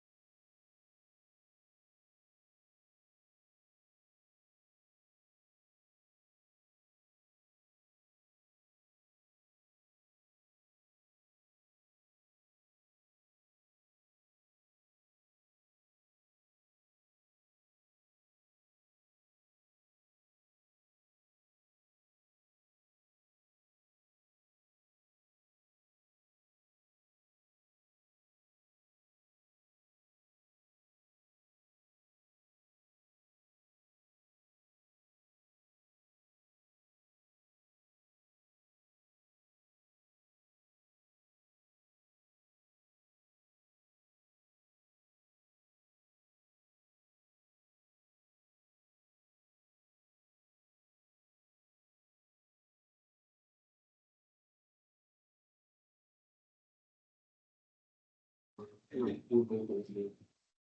great. Thank you for the recess. Appreciate the allowance for that for everyone.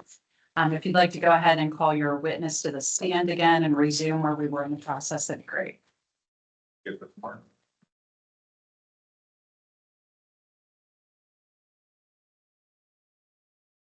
Yes, Mr. Martin will need to be, Ms. Martin, yeah, Ms. Fitzmartin, excuse me, will need to be sworn. Raise your right hand. Swear affirm to tell the truth, the whole truth, and nothing but the truth, so help you God. I did, thank you. You need to hit that button on the microphone. All right, thank you for coming back. I apologize for having to have you come back. So the radio ad in question for Mr. Stewart's campaign, did you work on that radio ad? Throughout my tenure with the Ohio House campaigns, I worked on a number of radio ads. Do you recall working on that radio ad? Not specifically, but that was a part of what I did. So if you put up page 54 in my exhibit. I don't know if you were here when Mr. Schweitzer testified, but this is his affidavit, it's exhibit F. Mhm. So he indicates in the affidavit that he was working with you and is a part of Constant Content, that you approved the radio ad production and placement, and that the audio disclaimer was provided by you to Strategic Media Placement. Do you dispute any of that? I do not, since that was part of my job. Okay, so the disclaimer for that radio ad, do you recognize that it was paid for by Friends of Brian Stewart? You played it last time I was here, so yeah. Okay. It's better to say. Did you understand at the time that you were getting that disclaimer that the ad was to be paid for by Friends of Brian Stewart?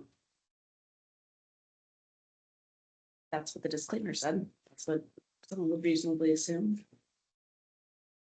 But Okay, so the I answer will did be, not do billing or anything, so. that was- so where would you have gotten instruction on what the disclaimer that was read should be? For candidate rates for radio, and I testified multiple times here in the setting. You have to have the candidate's voice on radio. Okay. Did you do ads that were where the disclaimers were paid for by the Ohio Republican Party? For radio, Yeah.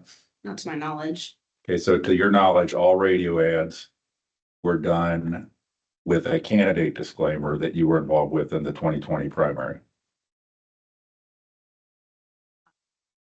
As far as I recollect. Okay, and the reason for that is because the rates are more favorable when it's a candidate paid for ad than okay.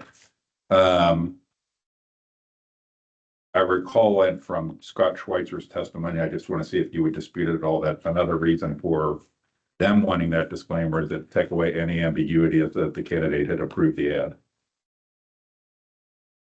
That if I had the audio of them reading their disclaimer. Okay. So you might have been in here and even heard him say it. But Mr. Stewart, if you put up Chris, page 27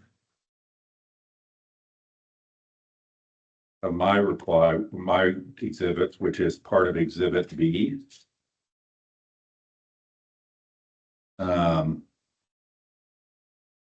So item 11.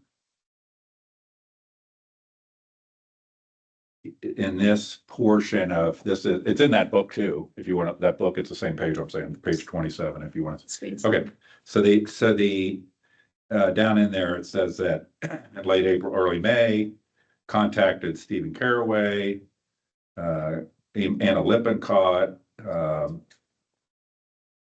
but you're not mentioned there, but Mr. Stewart has testified that he contacted you twice. Do you remember being contacted by Mr. Stewart in April or May, late April, early May of 2020, relating to whether there were outstanding invoices that needed to be presented to the campaign? I do not recall. Okay. I want to go to, I believe this is my exhibit D. oh no, it's gonna be Mr. Stewart's Exhibit 9. Which is the creative pieces. So What does that mean? I'm sorry. creative pieces? Yeah. The creative, I don't know, that's what my wife would call them. That's what we call them in IBM, creative pieces, meaning an artist or somebody put them together. Okay.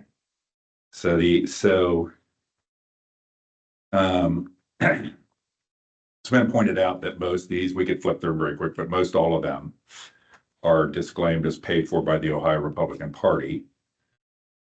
There is one or two of them that say paid for by Brian Stewart, by Friends of Brian Stewart. But I actually want to call your attention to almost the last one, Chris, in here, which is, okay, second to last one, which I don't know what page it is, but the second to last one, and it says, it has a picture of Brian Stewart sitting with his family, and it says vote conservative or Republican at the top. It says, oh, their number on it is buried by my clip, 31. Okay, there you go. So I know you're probably going to say you can't remember individual pieces at this juncture. Do you remember working on this piece? Again, not specifically, but I did work on mail. Okay. So can you read the disclaimer at the top of this piece that says paid for by Citizens for Stewart? Yes. So at this point, and would you, if you go to the second page of that, Chris, the next page. If you can square that up a little bit, it's like down on the screen. Okay, so, okay, there you go. So, it's return your ballot today, mail in your vote today. Which I'm not asking you to agree with this, but I think I'm going to call that a chaser piece, something you're sending to people to say mail in your vote. I dispute that. That it's a chaser piece? Yes, I cannot confirm that this was used to chase, it was mailed. But there's a specific, that a chaser piece is a specific thing. Okay, so let's just go over the attributes of this and then I'll ask you again what kind of piece this is. So go back to the prior page, Chris. So you'll notice, unlike, I think if you do like page up, page down, they'll stay. And if you, the little clicker to the left of where, to go to your left, there's a clicker that makes it full page. So it's not, keep going to your right, to your right, to your right. One more. That zooms it to one page. Okay, now you can do page up and page down. Okay. So that, I would generally describe the attributes of a chaser piece as they don't have any indicia for a bulk mailing on them because they're going to require individual stamps. And the other common attribute, if you go to the next page down, is that they specifically refer to sending in your ballot because that's what a chaser piece is. You're telling people who already requested ballots to send them in. As you recall, this was a mail-in only election from March 18th through April 28th. Okay. So, that's. Okay, so still, okay, so you would be confirming it'd be important to have a chaser piece then. I'm saying it was mail only, so Okay. all of them said All mail right. in your ballot. So every piece up to this point, and we could go through them, the disclaimers are either paid for by Friends of Brian Stewart, there are a few of them, just a few. All the other ones are paid for by Ohio Republican Party. This one says paid for by Citizens for Stewart. If you had been working with the campaign and this is approaching at least that last month of the campaign, that extended month, would you have told somebody to put paid for by Citizens for Stewart on a chaser, on a piece? When you had done, when all the pieces, the professional pieces that have the numbering? As has already been outlined, Citizens for Stewart, or I think that's what it says, isn't even an entity. So, you're working with a mail house that is doing thousands of designs.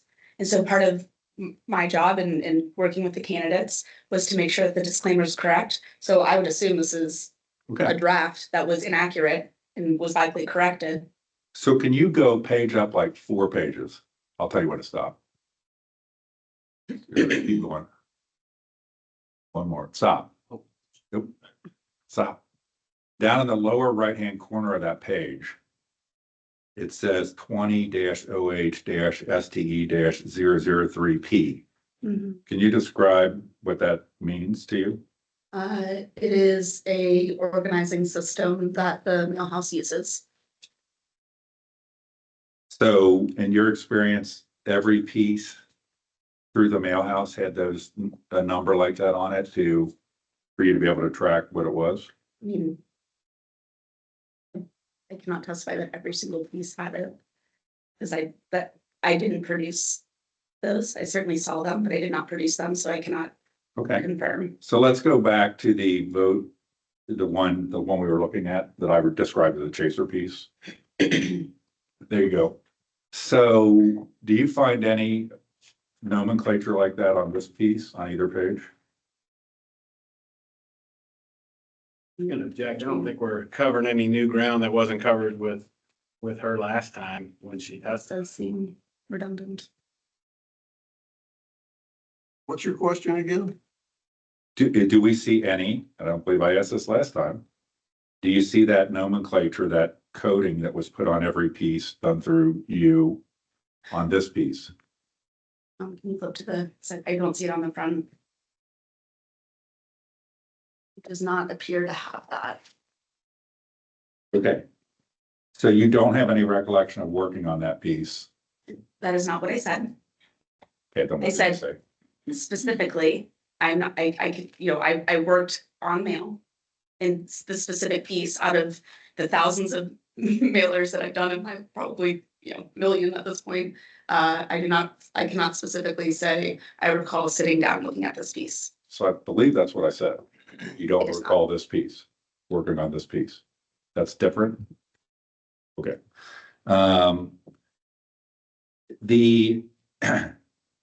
So you said you also have no recollection of Brian Stewart calling you twice. Okay. When did you? I mean, let me be clear.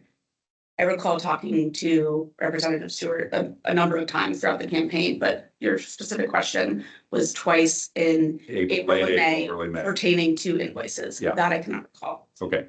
Did you, during what time period did you work for the HRCC?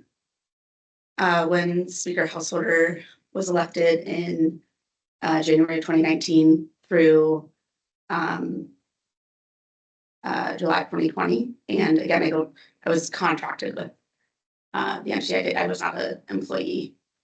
Okay, so I couldn't, when I looked on the Secretary of State database, I could find when Stephen Caraway started working for the HRCC very specifically, because he was reported on their financial reports, but I never found you reported on their financial reports. Might you have been reported as a company name that's different than Megan Fitzmartin or something that involves the word Fitzmartin? As I've testified many times, I was contracted with JPL and Associates and Constant Content, who did work with HRCC. Well, I couldn't find any JPL and Associates on the HRCC I either. was not responsible for filing anything, so Okay. I can't speak to that. So what delineated, when you worked with Brian Stewart on the radio ad, Mhm. and Scott Schweitzer represents that you were working on behest of Constant Content, and you had him do a disclaimer that was paid for by friends of Brian Stewart, were you working at that point as the HRCC or as I guess, an independent surrogate for his campaign? Just gonna object again. I think we covered all this in the first, whenever this. That's a clear question. I'm not sure where you're going. So, okay, when you were doing the radio ad, since you said you worked for Constant Content, JPL, and some, who were you working for at that time? I think you just answered your own question. Well, then why don't you answer it for me so I can make sure I answered it correctly? Again, I was a contractor with JPL and Associates and Constant Content. So how did you divide your time when you were doing that as to what time you were spending was to be billed to individual candidates versus? We've talked about this many times. Okay. All right, I'm finished. I'm sorry. I'm sorry too. Okay, thank you. Are there any questions you have?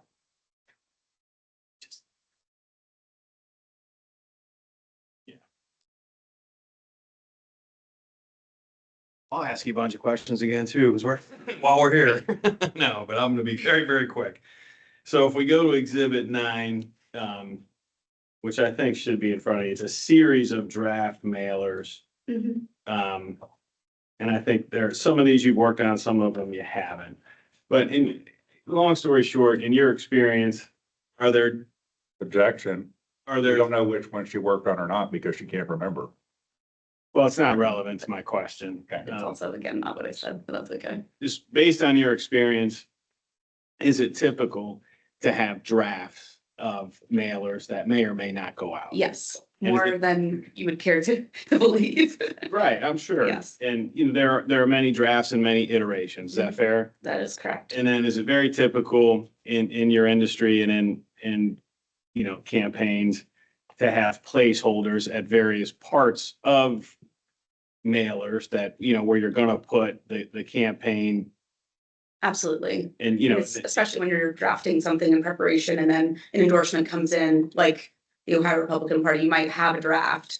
And then as soon as that endorsement comes in, you can change the disclaimer. That way you're already prepared. right. So, and Representative Stewart talked about this. I just want to know if it's your opinion. This is typical.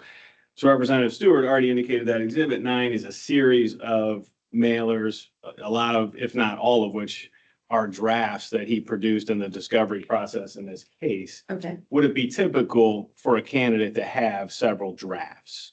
Yes, unfortunately. And then a lot of those drafts would have never gone out. Is that correct? Yes, I mean, again, it just depends on, there are a variety of factors that you have to consider. Right. And a lot of those drafts have these placeholders, correct? That is correct. And one example of a placeholder would be Citizens for Stewart, which is never a Not a formal, thing. right, Yes. it's normal, it's just literally a placeholder line, correct? Yes. All right, thank you. Nothing, okay, any commission members have questions? Oh, Mr. Weil? I just have a couple. Afternoon. Assistant. How are you? Fine. How are you? I'm good. thank you. Good. Yeah, just a quick one. So in your capacity as a consultant in your career, have you ever provided any kind of information to clients? Not that I believe. Okay. Okay. And we've been talking about the radio ad battle tested back and forth. Were there other radio ads produced? Yes. There were. Yes. How many? I don't recall the exact number. Number. I mean, there were a number of primaries, in 2020, so. But I'm talking for Representative Stewart. Okay. I'm sure, yeah. Uh, I know we only talked about battle tested, yeah, but were there other ones? I don't believe so, but I would have to look through. Okay, just curious. Okay, well, the reason I'm asking, because as you know, the radio ads are like the cheapest thing you can do, so. Vendors don't mind them. They're the cheapest thing you can do, so, okay, thank you. That's all I have. Okay, very good. Yes, Mr. Knight. Good afternoon. Um, In the multiple times you've been here, I'm sure we've covered this, but if I recall correctly, like you had your own LLC as a consultant, and that's how you were paid through, that's a contract, you paid to your LLC. And again, we've probably asked this before, but were you paid like a retainer, an hourly rate? How were you compensated? a retainer. A retainer monthly, Yes, flat fees? yes. Okay, thank you. Okay, very good. Are there any other questions that commission members? Seeing none? Okay, I think you are free as a bird at the moment. I think she can be excused. Unless you plan to follow us during your case. You are excused. All right, very good. Are there any other witnesses that you'd like to call? Stephen Caraway. Okay, well then, who wants to notify Carol? Okay. Okay, all right, well then. Yeah. In his case? Yeah, I'm not. we'll do like November, but after the November one I told you, and then like 5 emails since.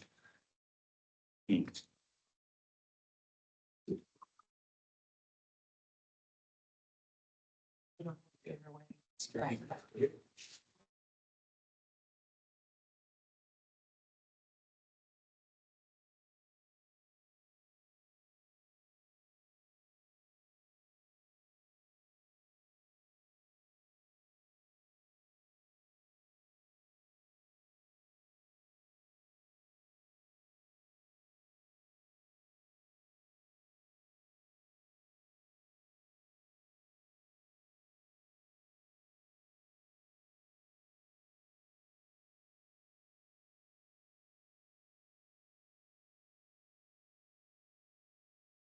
If nothing but the truth, so help you God. Mr. Caraway, how are you today? Very well, thank you. So can you briefly, most people have heard before, can you briefly describe what your role was in the 2020 Republican primaries? My company was contracted to assist with the House caucus, JPL and Associates being, I believe, the company that had a contract with the House caucus to help oversee grassroots operations, anything south of 70, Interstate 70. Is Brian Stewart south of Interstate? I believe so. Okay. The, so at that time, were you compensated by the HRCC? No, I was compensated. My company was compensated by JPL and Associates. Okay, and that was, how was that compensation reported to candidates as far as you know? I'm not sure exactly what you're asking. So you work with candidates. We know that they were being in-kinded for caucus inspired, let's say, mailers through the ORC, through the ORP, I'm sorry, the ORP. So I just asked if you knew how you were in-kinded back to candidates. How my company was in-kinded? Yeah. So the campaign would have received a bill for services, and then my, portion of whatever would have been on an invoice. Okay, but I don't think it's going to be relevant here, but I just want to clarify that you never split out, for example, your time or invoices to say, I spent this much with this candidate, this much with this candidate. I testified to that before, yes. Okay, but you have also testified that you spent most of your time with Alan Freeman and Gene Schmidt. That's correct. Okay. I can't remember the exact percentage, but I believe it was like half, like you might have spent half. It was a large portion. Okay. In what capacity did you work with the Brian Stewart campaign? He was endorsed by the House operation. I believe it was HRCC. It's changed names several times. He was endorsed by the House operation, led by the then Speaker of the House. And he was also endorsed by the Ohio Republican Party. And so he would have had the ability to receive assistance. Okay. Can you put up page 26 for my exhibits?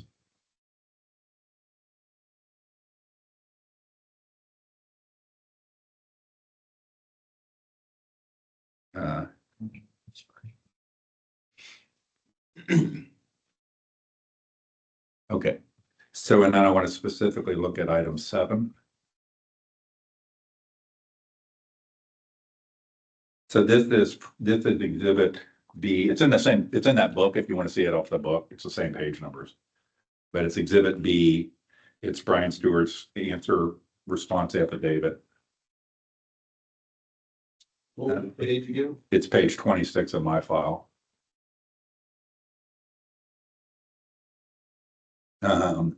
In item 7, you see that? I do. Okay, where it says never provided any contract on, never contracted constant content.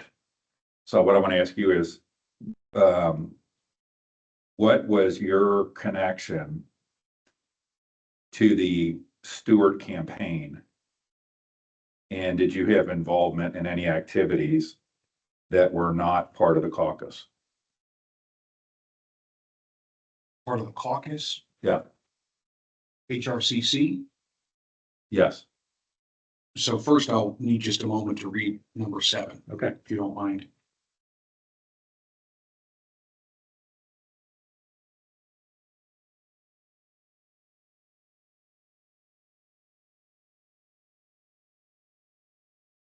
Okay, what was your question again?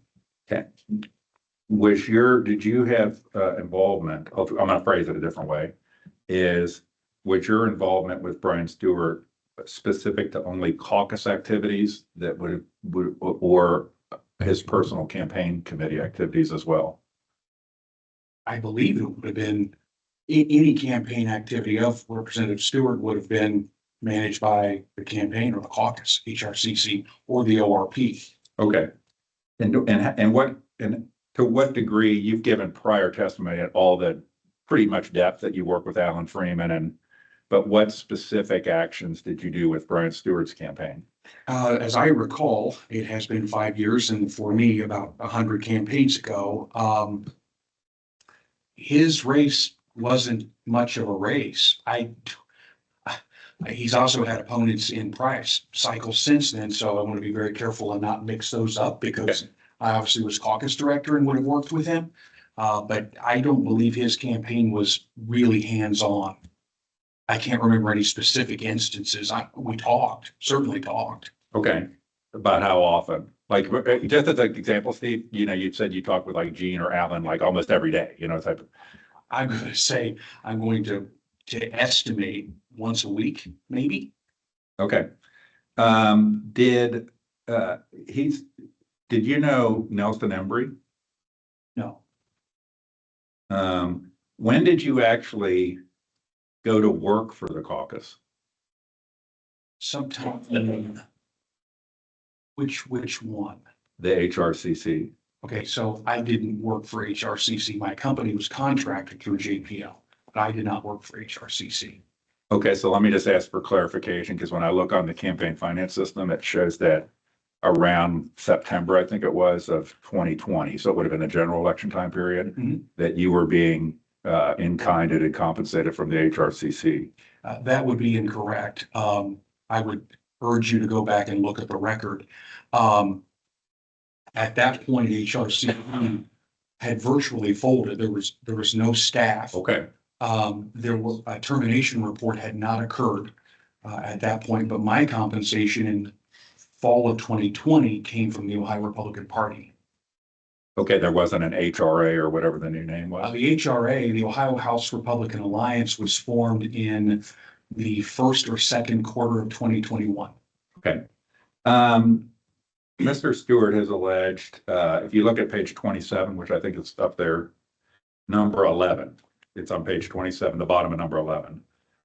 You can read that if you'd like, or I can read it, but this kind of fourth line down. My first call was to Stephen Caraway. He's talking about calling people in late April or early May, looking for any outstanding invoices. That I'm not exactly for sure of the time that him and I did speak on a couple, I don't know how many occasions, 1, 2, 3, where he did ask about invoices. And so what was the content of those calls, or what did you tell him?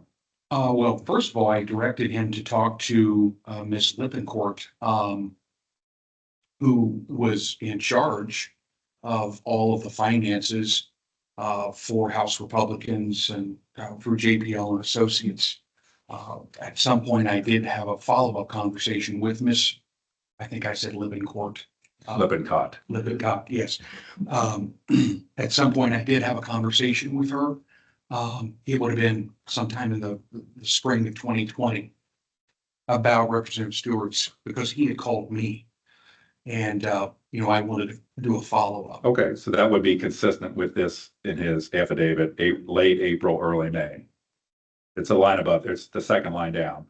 It was post-primary. That was a weird year, so I can't remember exactly when the election was. Okay, so at that time, were you aware, did you have a belief that there were any services rendered that had not been reflected or to Brian Stewart's campaign? No, I didn't. And part of the reason why is Representative Stewart was endorsed by the Ohio Republican Party. And as you were calling prior testimony, Representative Schmidt and candidate Freeman were dramatically different because they were not endorsed by the Ohio Republican Party, but Mr. Stewart was. So did candidates that were endorsed by the Republican Party, did they have invoices coming from, or was that unique to Representative Schmidt and Freeman because they were not endorsed? I am unsure because I didn't take care of that.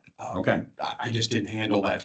Okay. Business. So if you go to page 164, which is part of Exhibit K, it just is the easiest way to look at it.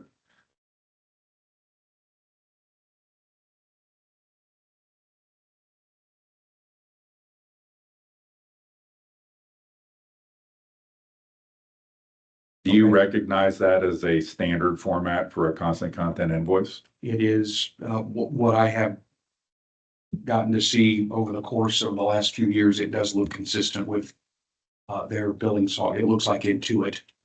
Right, QuickBooks, Yeah, okay. QuickBooks. And when's the first time you ever saw this invoice? I believe the first time I got to see this was sometime in 2021. Could have been 2021. I think so. I'm not sure if I actually got to see this invoice or not, but this is for radio time, and Representative Stewart and I had a conversation about an invoice that he had received from a collection firm, I believe, sometime in 2021. Okay, Madam Chair, Yes. let me interject. Mr. Caraway, did you say that it was standard or not standard? I did. It looks standard today. Yeah, okay, Definitely. thank you. I didn't hear what you said. Okay, yeah. okay. So you weren't aware of this until I 2021. don't believe so. So in his reply affidavit, which is back on pages 26, 27, we don't have to go forward, but item 12 talks about radio ads. When he contacted you in late April or early May of 2020, did Mr. Stewart mention to you radio ads or any indication that there could potentially be a radio ad? No, So why did he just out of the blue called you, hey, any invoices out there? I think that would be prudent for any campaign to ask if there were any outstanding invoices. Were there any other invoices that you had ever been involved with going to the Brian Stewart campaign? Not that I'm aware. Was there any other occasion where he called you and earlier in the campaign or whatever saying, hey, you got any invoices? Like for the pre-primary, because there would have been a pre-primary before. Not that I recall. So uniquely for the post-primary, he called you to see if there were any outstanding invoices. He did. What's the objection? Well, it's uniquely, I don't think there's any foundation for that, but. He just gave the foundation. Yeah, but Okay, so I want to clarify, because I think it's creating confusion, that for any other, the pre-primary, the post-primary, the semi-annual, or the annual, for any other reporting period, did Mr. Stewart call you asking you if there were any outstanding invoices? Not that I recall. Okay, that helped. For any point after that, did he contact you in your HRA role, asking for any outstanding invoices? In my HRA role? Yeah, when you, in September, when you went to work for the actual caucus or whatever it was, September of what year? 2020. Okay, so I didn't work for the caucus in 2020. As I previously testified, I worked for the Ohio Republican Party that fall. HRCC didn't, it existed on paper, but it. Okay. Okay. Okay, that's not this, yeah, but you've answered the question. So you said you talked to Anna Lippincott about whether there was anything outstanding. Mhm. What did she tell you? She said no, that there wasn't anything outstanding, that it was in-kinded through the state party. That is what I remember us talking about. I mean, it was a quick conversation. And it's also been many years ago, so it could have had more detail, but basically I was told that there was no bill coming. There was no liability from Representative Stewart's campaign. So, but wasn't Anna Lippincott the person that has been testified to in other cases was the key financial person doing the billing for Jeff Longsworth and Constant Content? Yes, So wouldn't she have been aware of her own invoice? I would assume. The 3/18/2020. You recall that in the Alan Freeman matter, part of Alan Freeman's explanation was that Anna Lippincott had told Freeman he could ignore the invoice. I don't remember that, but I'm sure that could. Okay, but there was no discussion like that with Anna Lippincott that she could ignore the invoice. Not that I recall. Okay, in this matter. So I would love to have Anna Lippincott testify, but it's, you're aware that Anna Lippincott left the country after Larry Householder was indicted, correct? I believe so. Okay, and that's a reason she's unavailable to testify. Okay. So Did you, so you were not familiar with Nelson Embry, Correct. his treasurer? Just as in other campaigns, like, Gene Schmidt and Peter Schmidt, or Alan Freeman and Susan Jones, did you have any interaction with the treasurers in those other campaigns? I would have with, Other campaigns are not relevant. It's relevant whether he worked with treasurers or Go not. ahead, answer the question. I would have with the Schmidt for Ohio campaign because my close personal relationship with the Schmidts. I do not recall really having a lot of communication with, what was the name, please? Susan Jones. Susan Jones for Alan Freeman. Okay. So I want to direct you to page 109 in the file, which is a campaign finance report.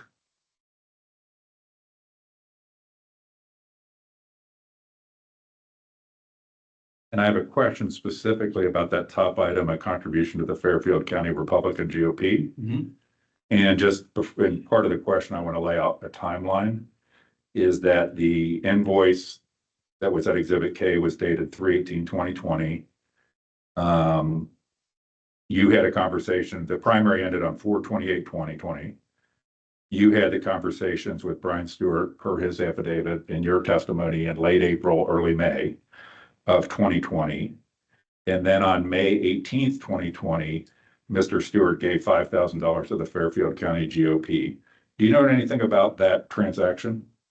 I believe that there was a request from the caucus director who was Mr. Longstreth. Nor he was playing the role of caucus director. I understand that maybe he was an employee of HRCC. He did make a request to Representative Stewart to donate money. I wasn't for sure exactly what the amount was. Did you tell any other person that that donation was made at the request of Jeff Longstreth and in lieu of paying his invoice? Please repeat that. Did you tell any other person that $5,000 payment to the Fairfield County GOP was made at the request by Brian Stewart, at the request of Jeff Longstreth, in lieu of paying the invoice that's at issue in these matters? First of all, I was not privy to the conversation between Mr. Longstreth and Mr. Stewart. I asked you, did you I tell? understand that. You are obviously referring to Nick Owens. I was not party to your email until it was responded to last evening because I don't receive your emails. I have talked to Nick Owens thousands of times over a 19-year friendship, Mr. Hicks. I do not remember saying those exact words to Mr. Owens. Now, I also recognize that Mr. Owens is a close associate of yours. He's been your attorney. I get all of that. I know that you two still speak. I do not remember saying those words. Okay. But you do remember that it was directed at the 5K payment you just testified was at the direction of the caucus director. And at the time, who would have that been? Jeff Longstreth would have been the person running the day-to-day operations of the caucus. And it was not a direction any member at any given time gives requests to members of the House of Representatives, or maybe the Senate too. I've only worked for the House caucus, to donate to political entities. I've done it many times. So I don't think that it's certainly out of the ordinary that a member who had between $65,000 and $70,000 cash on hand following a primary election would have had a problem donating $5,000 to the Fairfield County Republican Party. Okay. And so the key to this, though, is that you said you don't deny having that conversation with Nick Owens. You don't recall having that I have conversation. had thousands of conversations with Nick Owens, and I'm sure he would also agree. I absolutely unequivocally do not recall ever saying something like that. Okay. You said you talked to Anna Lippincott. Did you talk to Jeff Longstreth or Megan Fitzmartin in response to Mr. Stewart's calls at late April and early May relating to if there's any additional outstanding invoices? Not that I recall, and I have only spoken to Jeff Longstreth maybe 6 times in my life, so certainly not him. And I don't recall having the conversation with Ms. Fitzmartin. Okay. The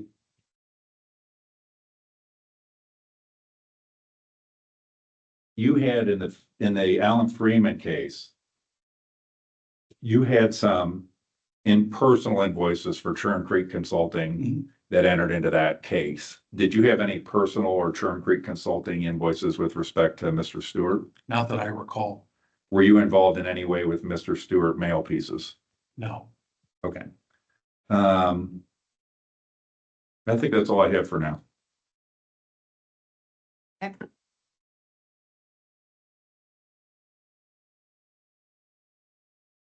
you doing, Mr. Caraway? Good, good.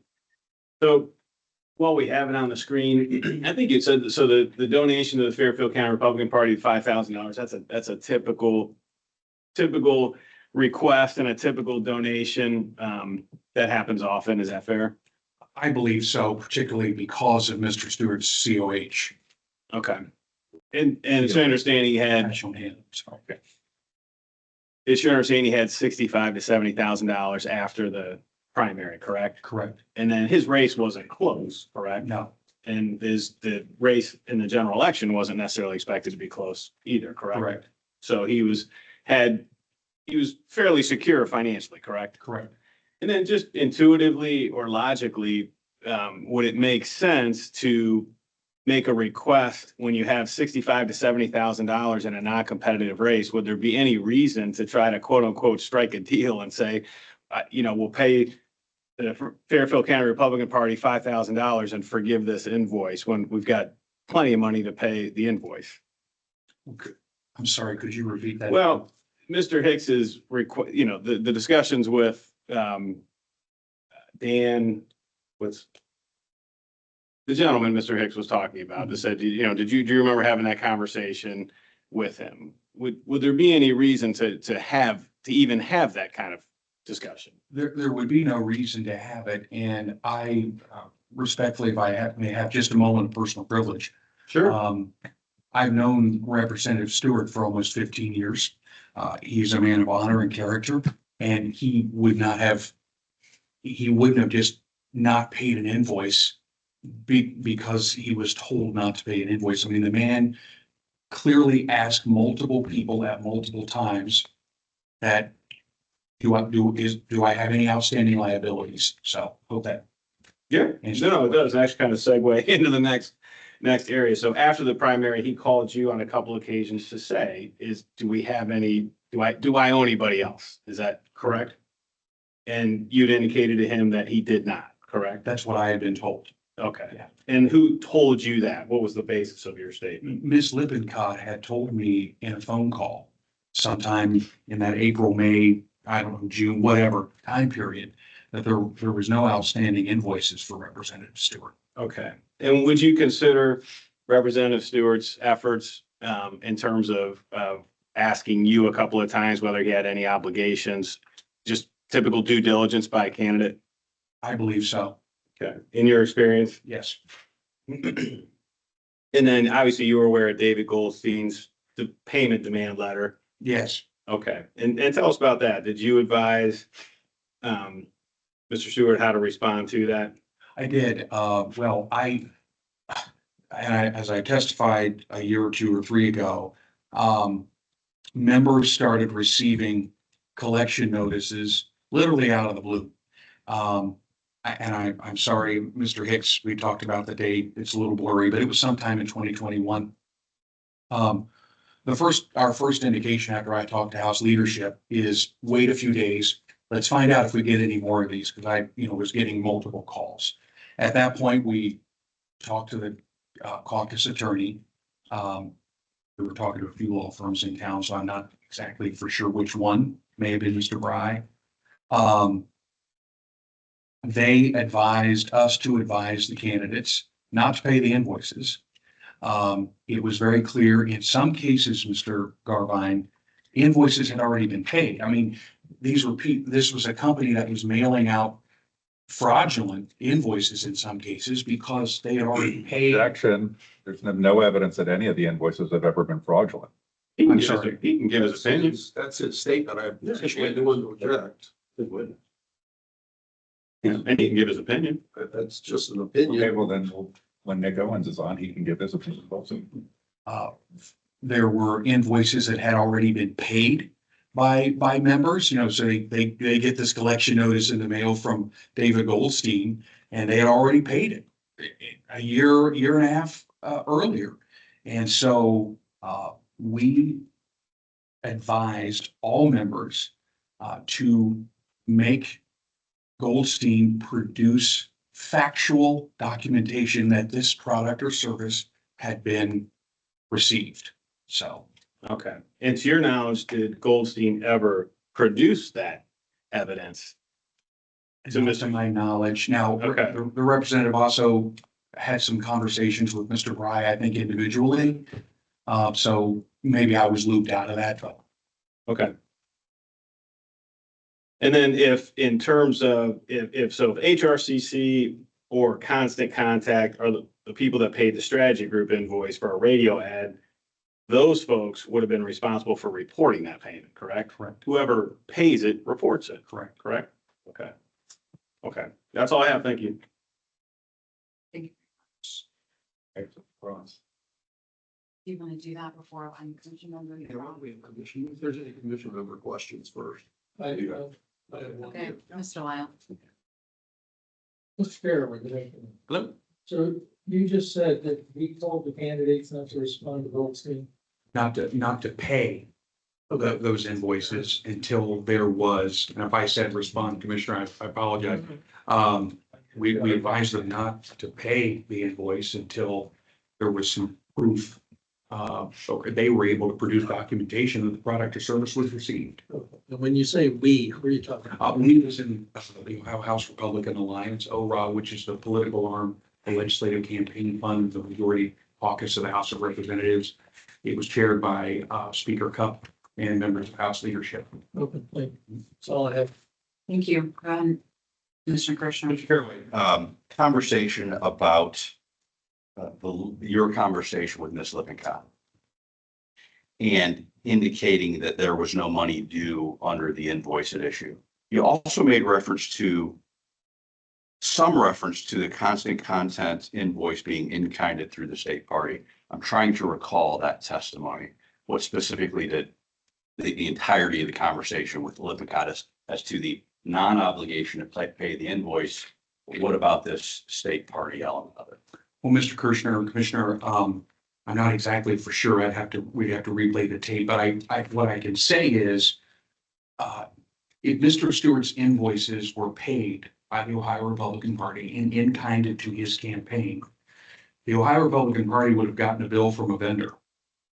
I am assuming, without having, I'm sure the documentation would show that the vendor was JPL and Associates or Constant Contact or whatever, one of Mr. Longstrap's companies. They would have increased, put their profit margin in, so to speak, to the bill to the state party. And so Mr. Stewart would have gotten that invoice. And Ms. Lippincott did confirm for you as a representative of that entity that no funds were due. Correct. Thank you. Madam Chair, I have one follow-up. That'd be fine. Mr. Fairway, is Fairfield County, is that in Mr. Stewart's district? Commissioner, the districts have changed so many times and I can't tell you exactly. I will tell you that Representative Stewart had one of the largest House districts I know that. in the state. And if it's not in it, it's close. So. Okay. Thanks. Mr. Lyle, I think he said it was one of 6 and It is. of 3 that endorsed, possibly. I don't know if my All right. memory serves me right. Mr. Knight. Yeah, absolutely, Mr. Knight. Mr. Fairway, you discussed the, I have to use legal terms, advice that was given around not to pay, but to ask for proof. Invoices were produced. That's not proof of completion. I mean, an invoice could be fraudulent, it could be a number of things. What you're talking about mailers, radio ads, and so on. I mean, what type of proof would you have? If it was a valid invoice, what type of proof would you have expected and to receive, the kind of receive and accept as validation? Sure. Well, for a mail piece, for example, I understand we're talking about a radio, but mail piece, you would have gotten little stamp, postmark stamps when you drop off bulk mail, or proofs, data, the universe, the list of voter data. In radio, you would have asked for, a contract or what do they call it? Give me just a moment, Commissioner. I'll think of, I used to be in radio, so I should know this. I have a piece of radio. So do I. I think it's called a certificate of performance. Okay. And so a radio station generally does a certificate of performance with their billing process. That's, notarized. And I believe there's some affidavit language at the bottom that would have been proof that the station is saying that they did in fact run. So if there was, and this wasn't provided by content, but if there was proof discovered that a radio ad was, in your opinion, would that be the responsibility to report of the candidate or of whoever was, it was done through constant content, I guess. There was proof provided that validated that indeed that radio ad run, who would need to report it? That's a great question. And I guess part of my answer would be, did the candidate approve it? It's one thing to run a spot. It is another thing, did the candidate approve the spot for air? Mail, my specialty is mail, so we're talking a little bit different, but obviously once there was some proof that a radio ad ran, there's an obligation to have a conversation about, a settlement offer or whatever the case. But again, how do you, and I'm posing this question, how do you pay for something that you never approved? And or didn't have any knowledge of? And so I'm not sure, Commissioner, how you work it. What I would tell the candidates to do is let's talk with legal counsel about it. Sure. And which is what we did. Thank you. All right, are there any other questions of the commissioners? Okay, seeing none, feel free to ask your questions. Okay, so I think there's two different points in time. April, May of 2020, which was after the primary, and then 2021, when there were attempts at collection. Correct. Okay, so you already testified, but correct me if I'm wrong, that in April or May, you don't recall any mention of a radio ad by Mr. Stewart. That's correct. Okay. As it relates to the invoices, like the Alan Freeman invoices or the Gene Schmidt invoices, Alan Freeman's had a finding here. Gene Schmidt has done things, paid a big invoice early, and then there were trailer invoices where she's paid them or put them as a debt to figure out legal resolution. So those are the only invoices I've been involved with. I'm not aware of the fraudulent invoices. So far, the ones I'm aware of have proven out to be accurate or largely accurate. Are you aware of in those cases that you and I have intersected on the fraudulent invoices? Not that I'm aware of, not that I can recall. However, as maybe you do or don't recall, I've testified previously that, and maybe fraudulent has a different meaning. There were invoices received by members who had no idea what they had gotten, or that they'd already paid them. In some cases, they got invoices for things that happened in 2020. Well, after the indictments were filed against folks, they threw the stuff away. They didn't want to use it because it had paid for by HRCC on it. And so they were getting invoices for those. Does that answer your question? Yeah, so the answer is of the ones that we've intersected on, you haven't seen evidence of some brazen fraudulent invoice. Okay. So can you go to page 18 in my exhibits, which is part of my original affidavit, which is exhibit A, What page? Sorry, 18. They'll put it up on the screen probably, so I can't see it though, so I have to look. at the book. very beginning, yeah. I was gonna object. This is beyond the scope of what the commission asked. I don't, Mine never got across after you. So we went out of order on the commission asking questions. I should have had a cross after you. Give him a little bit of leeway. yeah, well, yeah, so you called him upon a cross, so I disagree with that, but it's neither here nor there. So that invoice there has, you acknowledge that's a strategy and media invoice. Provided by me, provided by Scott Schweitzer. And would you agree that that invoice shows a series of candidates, Stewart, Lampton, Freeman, Schmidt, and Young? It does. Okay. And I have brought cases against Stewart, Schmidt, and Freeman Correct. that all stem from this invoice. I have not done that with Lampton or Young, and I did not because they had, it appeared to me that I would never be able to prove that they hadn't paid because they had reported payments in those matters. Are you familiar with those campaigns and their invoices? I am familiar with the campaigns, but not necessarily the invoices. Okay, so, but I wanted to highlight that because I actually agree with you that there's some that there wouldn't be clear evidence that there was something fraudulent going on with the campaign or an improper report filed, particularly Lampton and Young. Are you aware of invoices that they received from Constant Content that you thought were fraudulent? Jackson relevant. Now, he made it relevant when he said there were all kind of fraudulent invoices. I'm trying to identify any of them. I can't recall individual campaigns and their circumstances. Okay. In the